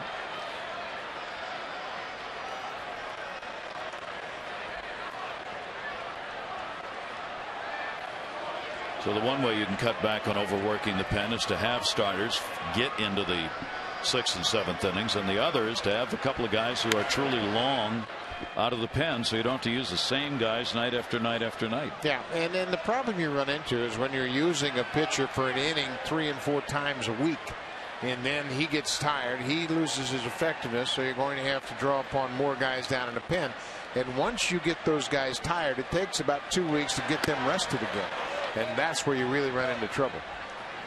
But if Baez can pitch a couple innings here tonight, and then you can rest a couple of guys. Matt Albers is a guy that won't get the call tonight, and you don't use everybody. Zobrist battling, switch hitter, fouls that one off, and a 2-ball 2-strike count on him. Excuse me, that's one thing that managers just hate to do, is to go to that bullpen out of necessity when they have to go to the bullpen, 3rd and 4th inning, and that just beats you up. Orioles looking for their 3rd win. Going to kick this series off against Tampa Bay with a W and the 12-game win streak the Rays have against the O's. 2-2 delivered to Zobrist. Swung out and missed. Wow. Foul tipped. He keeps it alive. Boy, he's got great movement on that fastball. That was a similar pitch that he struck out Pat Burrow with when he first came into the game. And watch the late movement on this pitch. It's hard, it's in a good spot, and it's sinking down and away from Ben Zobrist. All they can do is just get a piece of it to keep the at-bat alive. Not this time. 4 up, 4 strikeouts.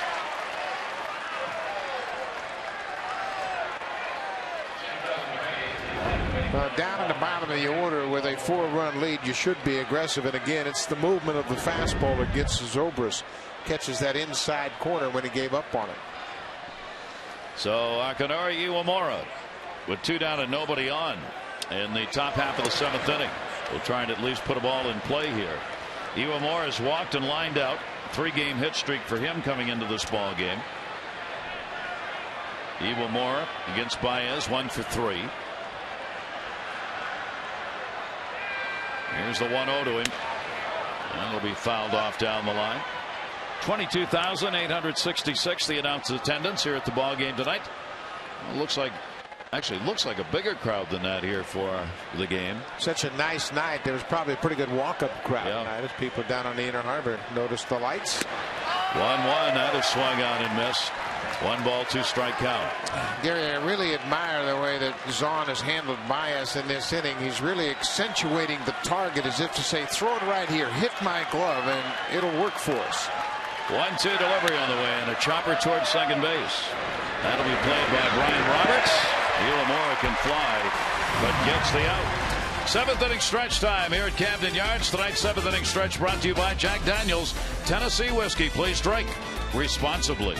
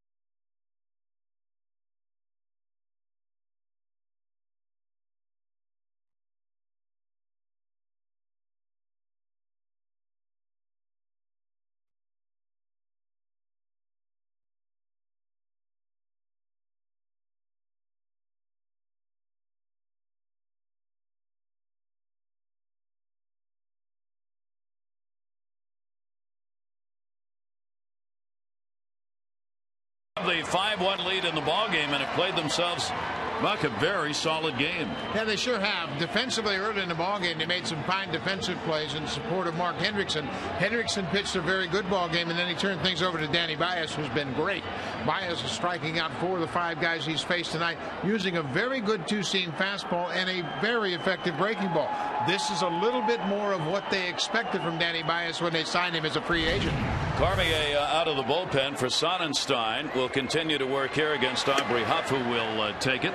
And the offense, right from the get-go, many said when they looked at the starting lineup for Baltimore, this is a lineup that's going to give some teams some trouble. And even though it's early, I think it's fair to say that. Yeah, there's good balance in the lineup. And when you see the young hitters in the maturation process of Markakis and Adam Jones, and the fact that Aubrey Huff had a career type of season last year, I think you were really encouraged offensively by the makeup of this lineup. This team started hitting last August, and they haven't stopped since. And remember, they're on the verge of snapping a 12-game losing streak to the Tampa Bay Rays. Bottom half of the 7th inning started here by Huff, who has single walked and flied out. And Aubrey will take the pitch from Cormier away.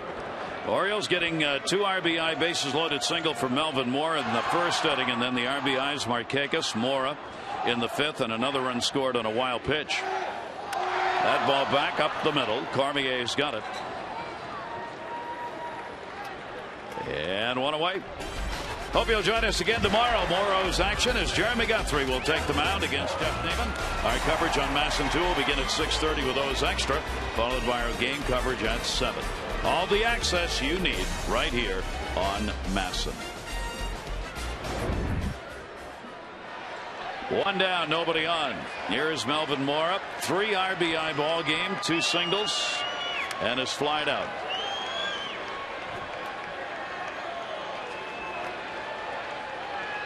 Orioles RBI leader last year and 7th in the league in runs batted in. And Birdland with a lot to cheer about here tonight.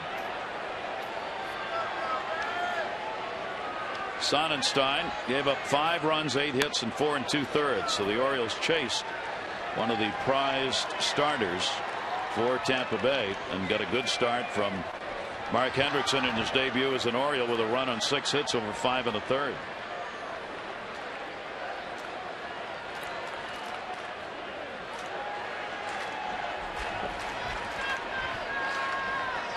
The 1-1 breaking ball. That's the best one we've seen from Cormier.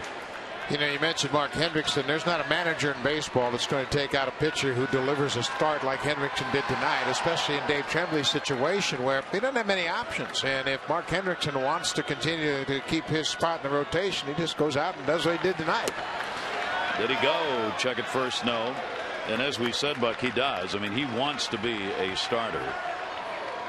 That's where he wants to stay for the season if he can in that rotation. Well, tonight was his 155th career start. Made 216 appearances in the major leagues, and that's what he does. He's a starter, not overpowering, but boy, he did a good job of mixing up pitches tonight. 2-2 delivery, ground ball towards second. Iwamura. 2 down here in the bottom of the 7th inning. This copyrighted telecast presented by authority of the Orioles may not be reproduced or retransmitted in any form, and the accounts and descriptions of this game may not be disseminated without the express written consent of the Orioles. With Bob Martinez and Amber Theo Harris and an Oriole crowd that's been on their feet a lot tonight. I'm Gary Thorne. Great to have you with us here for the opener against Tampa Bay. Luke Scott drew an intentional pass his last time up. His lined out, struck out 0 for 2 in the ball game for Luke. Saw a note today on Cal Ripken. I hadn't realized it, that on this day in 1985, now that's going way back in the streak, Cal suffered a left ankle injury in a pickoff play of a ball game against the Rangers, and some question whether or not he'd be able to play and whether or not there was structural damage after the ball game would get x-rayed. Found out it was not a serious injury, but that was way back when the streak was 444. How many of those happened along the way for Cal on his way to the record? Well, I remember another one during a fight. I believe it was a fight with Seattle where he got caught up in the dog pile around the mound and sprained a knee a little bit, and there was question as to whether or not he was going to be able to continue at that point. But there were more than a few times where it was in question. 0-2 delivery, breaking ball again in the dirt. That many games over that long a period, there have to be a few of those that occur. A 1-ball 2-strike count. Again, that dramatic shift on with the third baseman Longoria almost behind second base.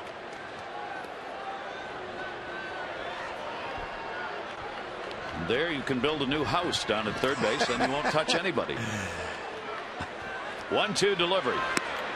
Off speed, just missed. 2-2. With a pool and a cul-de-sac and a backyard and everything. There's plenty of room over there. They just have to wonder if they continue to play this type of defense and you get into a tight ball game, how a bunt might come into play. Jammed him that time and popped it up. And there is the third baseman coming in to put it away. So Cormier retires the side in order. We have completed 7 here in Birdland, and the O's continue to lead it by a score of 5-1.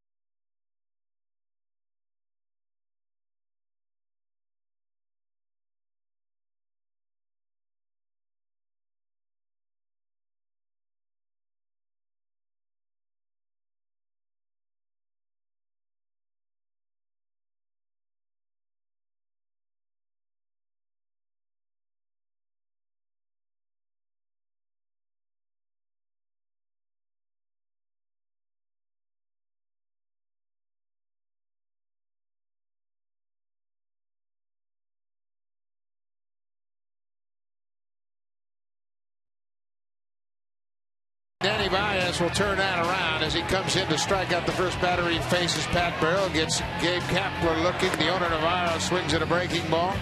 Ben Zobrist takes an inside fastball. He would strike out 4 of the 5 batters he faced. A very dominant performance by Danny Baez. And now he gives way for Jim Johnson here, who comes on to start the 8th inning. Johnson making his second appearance of the season. Had a phenomenal breakthrough year last year. Came up originally as a starter, moved to the bullpen, and really took over in that 8th inning role ahead of George Sherrill last year. Had some shoulder problems at the end of the season that prompted his shutdown for the rest of the year. But this spring, although he did have a little recurrence of that problem in spring training, he's thrown the ball very well, made some adjustments on his breaking ball, and he's optimistic he can at least recapture what he had here a year ago. And we go to the 8th inning with the Orioles leading at 5-1, top of the order. Jason Bartlett, who is 0 for 3 in the ball game. And Bartlett takes the strike, grounded out twice and flied out. Tampa Bay has just been held down. Longoria's home run in the first, their only big blow. They got a shot at it in the second inning when they got the bases loaded with 2 down. But Hendrickson got out of that one, and since then only 2 base runners have been stranded since the second inning, and they were both at first base. Big plays early that potentially changed the game that were made in the field had an effect, I think, on the outcome of the ball game. Here's the 1-1 delivery, and that is taken inside for a ball. Gabe Kapler, who got caught in the 4th inning after a base hit by Zobrist with 2 down, rounding third base, not realizing that it was indeed a hit, and ended up getting caught in a rundown off the glove of his Torres, and that'll be a base hit. So Bartlett is on with a leadoff single here in the 8th. Time for you to text in your vote for the AT&T Player of the Game. Here are the candidates tonight. Hendrickson with that run on 6 hits over 5 1/3. Melvin Mora, a 3 RBI ball game going with a couple of singles. And Adam Jones out there in center field, who has scored twice and has 2 doubles, 2 for 4. Text in your vote, A, B, or C, 518-62. 7 hits now for the Rays with Bartlett on at first base. Carl Crawford has doubled. That came in his first at bat, and he has grounded out and flied out. He too part of a big defensive play. He doubled in the first inning with 1 away and got thrown out from Markakis to Roberts to Mora, trying to extend the double to a triple. That automatically saved a run, as the next batter, Evan Longoria, would homer with 2 outs in the first inning. So the defense saved Mark Hendrickson a run right off the bat. What a scoop made right there by Zahn. Backhanded grab of that ball in the dirt, and a lot going on for a catcher right here. Watch, the hitter has to get out of the way. The ball is caught on the backhand, and Zahn keeps it right there to keep Bartlett at first base. Johnson with a 1-0 delivery to him. That into the air, but it's an atom ball. Markakis has got it. Crawford's 1 for 4 now, 1 away in the 8th.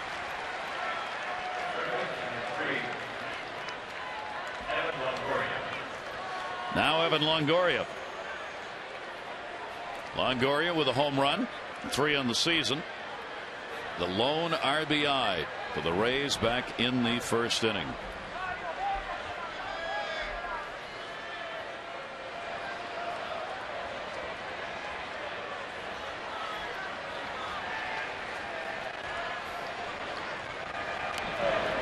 Back easily is Bartlett. First inning after Carl Crawford was thrown out at third base for the second out of the inning. Longoria hits one over the glove of Adam Jones over the wall in center for his 3rd home run of the season. Johnson's pitch to him outside for a ball. Longoria, not only a great regular season in his rookie year, winning that Rookie of the Year award, but 6 home runs, setting a major league rookie record for the postseason. In fact, there have only been 4 players who've hit more home runs than a single postseason period, rookies or not. 1-0 delivery to him. Longoria takes that one to left field, cranked it pretty good, back of the wall, Friel up, and goodbye home run. He's got 2 in the ball game and 4 on the season, and cuts the lead to 5-3.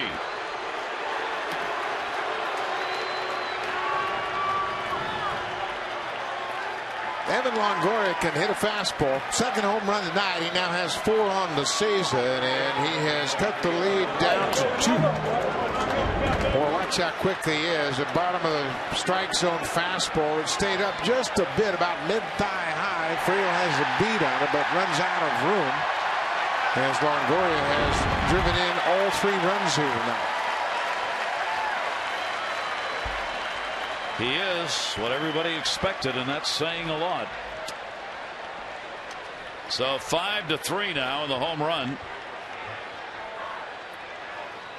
The now it's about for the Rays getting 1 more on and 1 more up. Only 1 down here. And that is taken down low. Carlos Pena 1 for 3 in the ball game, a single.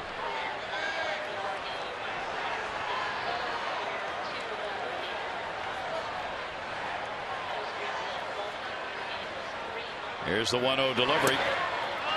Longoria had 1 home run here at Camden Yards last year. And in 1 game, he's already got 2 this year. Yeah, and what he did last year in the postseason, remarkable. He hit 4 home runs against the Red Sox as Boston continued to try to beat him inside with fastballs, and you can't get that ball past him. Pena puts that one up in the air to left field. Friel. And there are 2 down here in the 8th. Check out the 2009 Orioles magazine. It's on sale now at the ballpark, just $5.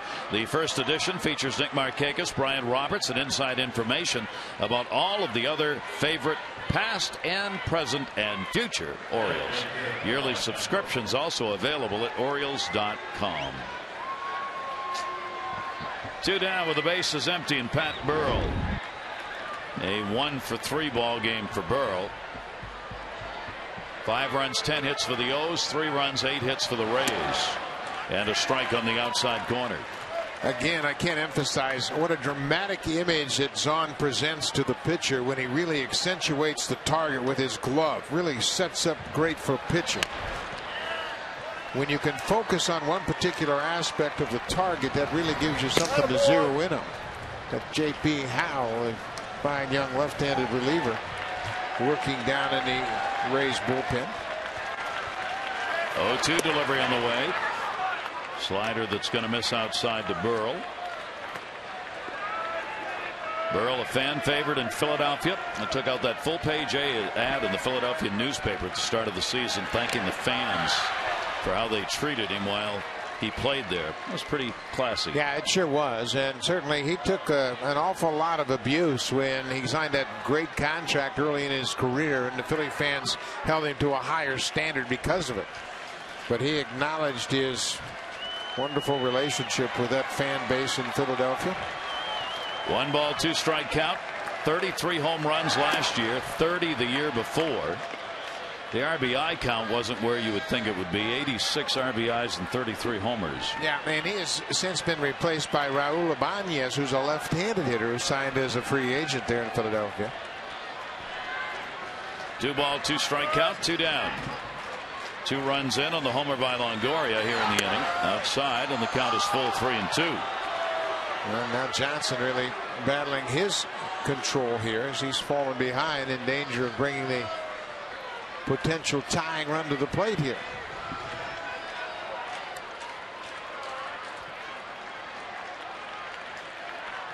Johnson and the 3-2 gets the ground ball as Torres. 2 runs in, 2 hits, the home run by Longoria, but the Orioles still have the 5-3 lead.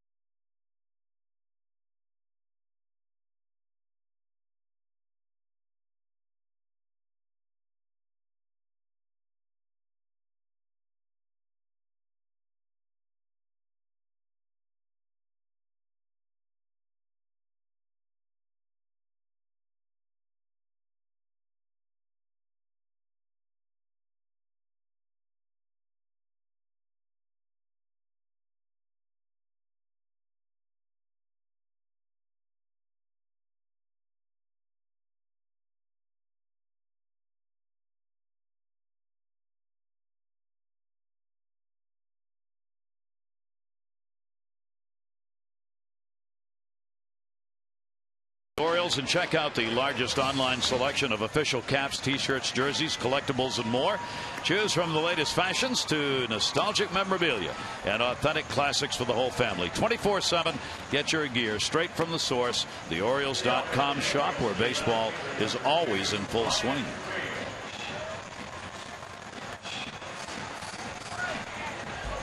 Orioles holding on to a 2-run lead here, 5-3 as we head to the bottom of the 8th inning. It'll be a new pitcher for the Tampa Bay Rays. Left-hander J.P. Howell comes out of the bullpen for the second time this year. Made his season debut on Wednesday up at Fenway Park against the Boston Red Sox, where 2/3 of an inning was charged with a run taken out of the game as he loaded the bases. Had an outstanding season last year as he established a new franchise mark for left-handed relievers. Pitched in 89 1/3 innings for Joe Madden and did a heck of a job for them. Got an outstanding curveball and a very good changeup. Former starter, initially came up with the Kansas City Royals and now has found a home in the Rays bullpen. He will face Ryan Friel, who makes the start in left field tonight. He's had an 0 for 2 and a walk. Ryan, the 33-year-old veteran, coming over from Cincinnati last season, where he hit .298 with 131 at bats. A lifetime .272 career hitter. 0-1 delivery to him. Friel to third base. Evan Longoria gets the big charity hop on that one. One down. And here's an update on tonight's voting for the AT&T Player of the Game. There you see Mr. Jones, and a 33% of the vote. Melvin Mora and the starter Mark Hendrickson. You can still text in your vote. 518-62. Results on O's Extra on the postgame show.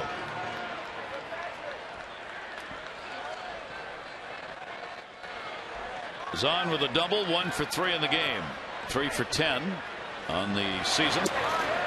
And the pitch by Howe will be taken for a ball. Well, I asked Greg Zollin about his game time preparation as he pays attention to both swings. He says, I always take at least one round from the opposite side from which I'm going to start the game on, and this serves him well here in this at bat. He said early in his career as a switch hitter, he would only concentrate on the side from which he was going to start and then wouldn't really pay attention to the opposite side. But later on, he understood the value of hitting from both sides of the plate as you're going to face different guys late in the game. The 2-0 delivery to him, and that is in there for a strike. We were talking about how speed and defense are coming back into the fore in baseball. Wonder whether or not we'll see people switch hitting very much anymore. It's tough to do. Well, you know why it's tough to do is because coaches in amateur youth ball won't let the kids learn. There's so much emphasis put on winning down in the minor leagues that they don't want the kids to learn. Not even in the minor leagues. I mean, in Little League and in Babe Ruth and in high school, coaches are so emphatic about winning that they don't want to sacrifice the time it takes for a kid to learn how to switch hit. Brian Roberts started hitting when he was 5 years old from both sides of the plate, and he just kind of grew into it. Take a look at this last pitch to Zahn. He draws his hands inside. The ball is right off the end of the bat. And because these bat handles are so thin, it doesn't take much off the sweet spot to shatter a bat, either down on the label or toward the end of the bat. He's got a 2-ball, 2-strike count on him. We'd explain to you what the major leagues did regarding the maple bats and the attempt to eliminate some of them with rules in the offseason, but I have no idea what it all means. Here's the 2-2 delivery by Howell, and a shot caught by Bartlett. 2 down. Zahn put up a good fight first time hitting from the right side tonight, but hits one right at the shortstop. Bartlett, who corralled it for the second out of the ninth. Second out of the 8th, excuse me. Don't rush dinner now. No, I made a mistake. Cesar Izturis. 2 down, nobody on. Izturis a single. 1 for 3 in the ball game and 3 for 13. So far in these 4 games. And that'll be foul back for Tampa Bay. They will have Kapler, Navarro, and Zobrist due up in the 9th inning. The Orioles have the 5-3 lead in the ball game.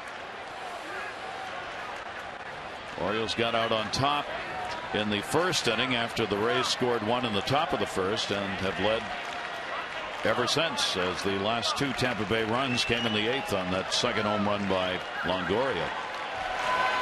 As Torres takes it outside.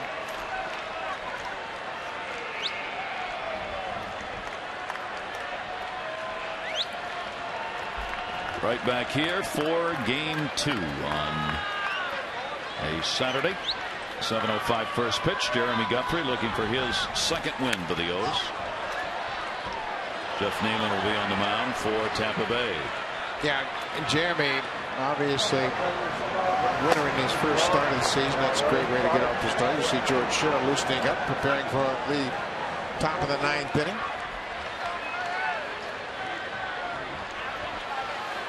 A 1-ball 2-strike count on his Torres.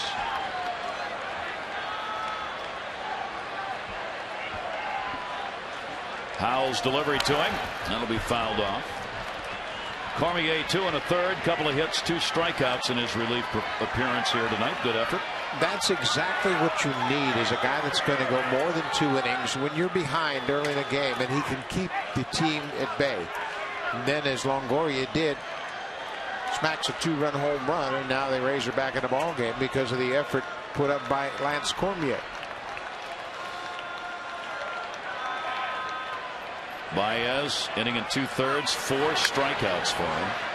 Johnson, his work is probably done here, gave up the homer to Longoria, so he's charged with a couple of runs on 2 hits and an inning worked. 1-2 from Howell.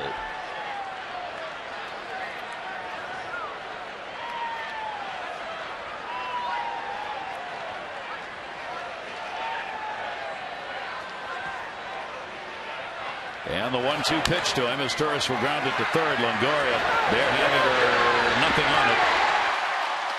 Infield hit as Torres 2 for 4. Boy, he earned that a base hit. With 2 strikes, Longoria's deep at third base, and as Torres fouled off many pitches trying to stay alive, and hits a little tapper swinging a bunt up the third base line. Second hit of the night. Actually hit the ball hard a couple of times. Longoria, one of the best fielders in the American League, can't make a play here as he was deep at third, and as Torres runs too well. Torres has an opportunity to really help this lineup in that number 9 spot. I mean, he's almost like that double leadoff hitter situation, batting 9th with Roberts in the leadoff spot. He's got enough speed to beat out some hits. He gets on, he can steal some bases. 24 last year. 2 down, Brian Roberts. Roberts goes after the first pitch and pops it up to second base. Iwamura. He's got it. No runs, 1 hit, no errors, 1 left on. We're headed to the 9th inning. If the Orioles can get it done in a hurry, O's Extra will be coming your way from that magnificent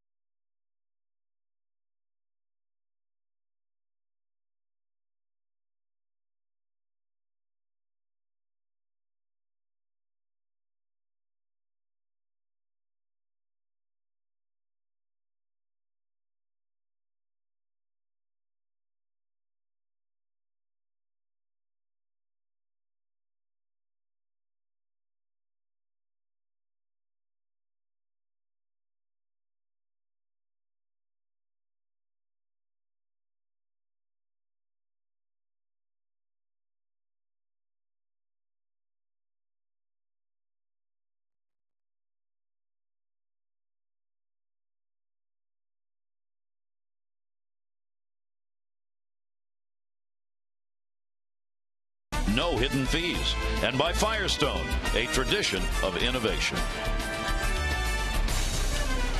Gorgeous evening here in Baltimore, and the Orioles with a 5-3 lead.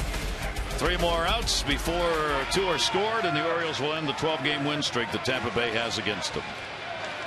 George Sherrill's 3rd appearance of the season. He's already picked up 1 save in his only save opportunity.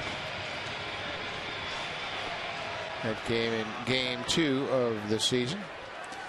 A little bit of shaky save, but he'll take it nonetheless, and certainly an opportunity now to pick up the first win of the season for Mark Hendrickson as he tries to secure this 5-3 lead here in the top of the 9th.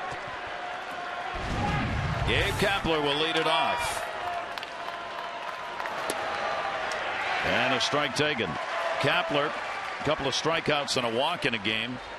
That's not an uncommon line to have for Gabe Kapler, who will strike out and will also draw a lot of walks. He'd like to get a walk right here. Pitch to him is foul back, and Sherrill quickly goes up, 2 strikes on him. Orioles have had a very strong offensive ball game. And 5 runs ought to get you a W most of the time, even if this is the American League East. 0-2 count. Chased it and got him.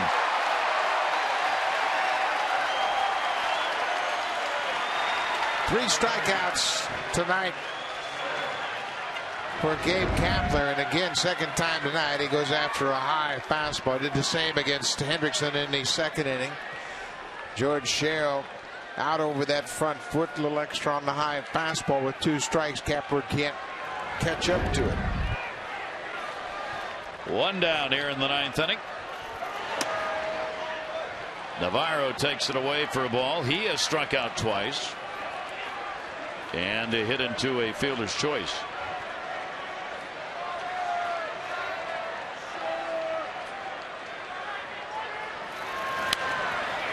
He'll pop that one up, and there'll be no play. Sherrill throwing some strikes here. 1-1. Well, he sure is. There was a lot of concern about George Sherrill back in spring training, and everybody was concerned that he didn't have the velocity and he wasn't getting a lot of outs. And it's amazing how these veterans can turn it up a notch once that bell rings. And he has certainly done that. Chance to pick up his 2nd save in just the 4th game of the season. 1-1 delivery. That one drilled to left field at his way back near the wall, and goodbye home run as Navarro drills one just enough, and it is a 1-run game. 5-4. 3 home runs on the night for Tampa Bay. Navarro connects for his first home run of the season. He came into the ball game 0 for 8. Step to the plate right here, 0 for 11, and gets that fastball up out over the plate. Great extension, and as he picks up his first hit, first RBI, first home run of the season. And now it changes dramatically on the home run by Navarro with only 1 away in the 9th inning. Here is Zobrist. He'll take it down low for a ball. Single double called out on strikes. Zobrist and an Iwamura, and then you're back to the top of the order in this ball game if Tampa Bay can get there. 1-0 pitch. In for a strike. 1-1. Madden's ball club fighting here to find a way in the 9th to get a lead, or at least get this thing tied up and extend the game. Fouled off, ahead on the count. 1-2. Good breaking ball right there. He got the breaking ball over, had Zobrist out on his front foot, and gets the foul ball to get ahead 1-2. George Sherrill last season against Tampa Bay appeared in 6 games, had 3 saves, an 0-1 record, and a 1.93 ERA against the Rays. 1-2 delivery. Got him on the outside corner. Zobrist. 2 down. Well, what a great pitch. He gets the ball down and away to Ben Zobrist, who thought it was off the plate. gives the umpire Brian Knight a little bit of beef, but walked back to the dugout. Big strikeout for Sherrill. 2 in the inning now. 2 down, 9th inning. Iwamura 0 for 4 off Sherrill. Sweeping pitch outside for a ball. O's fans up.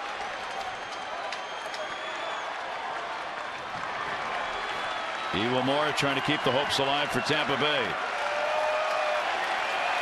0 for 2 and a walk in the game. 1-1.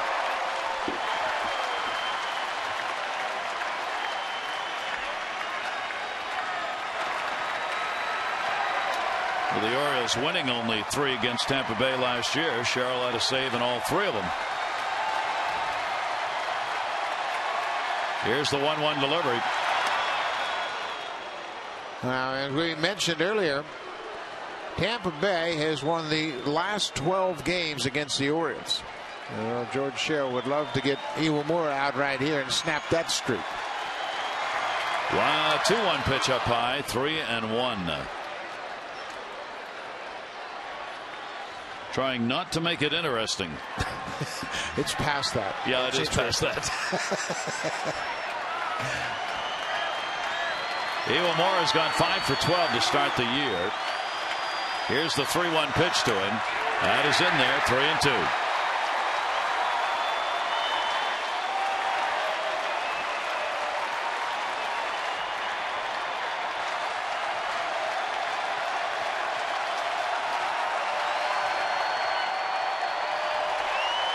Three-two delivery struck him out, and the Orioles win it 5-4.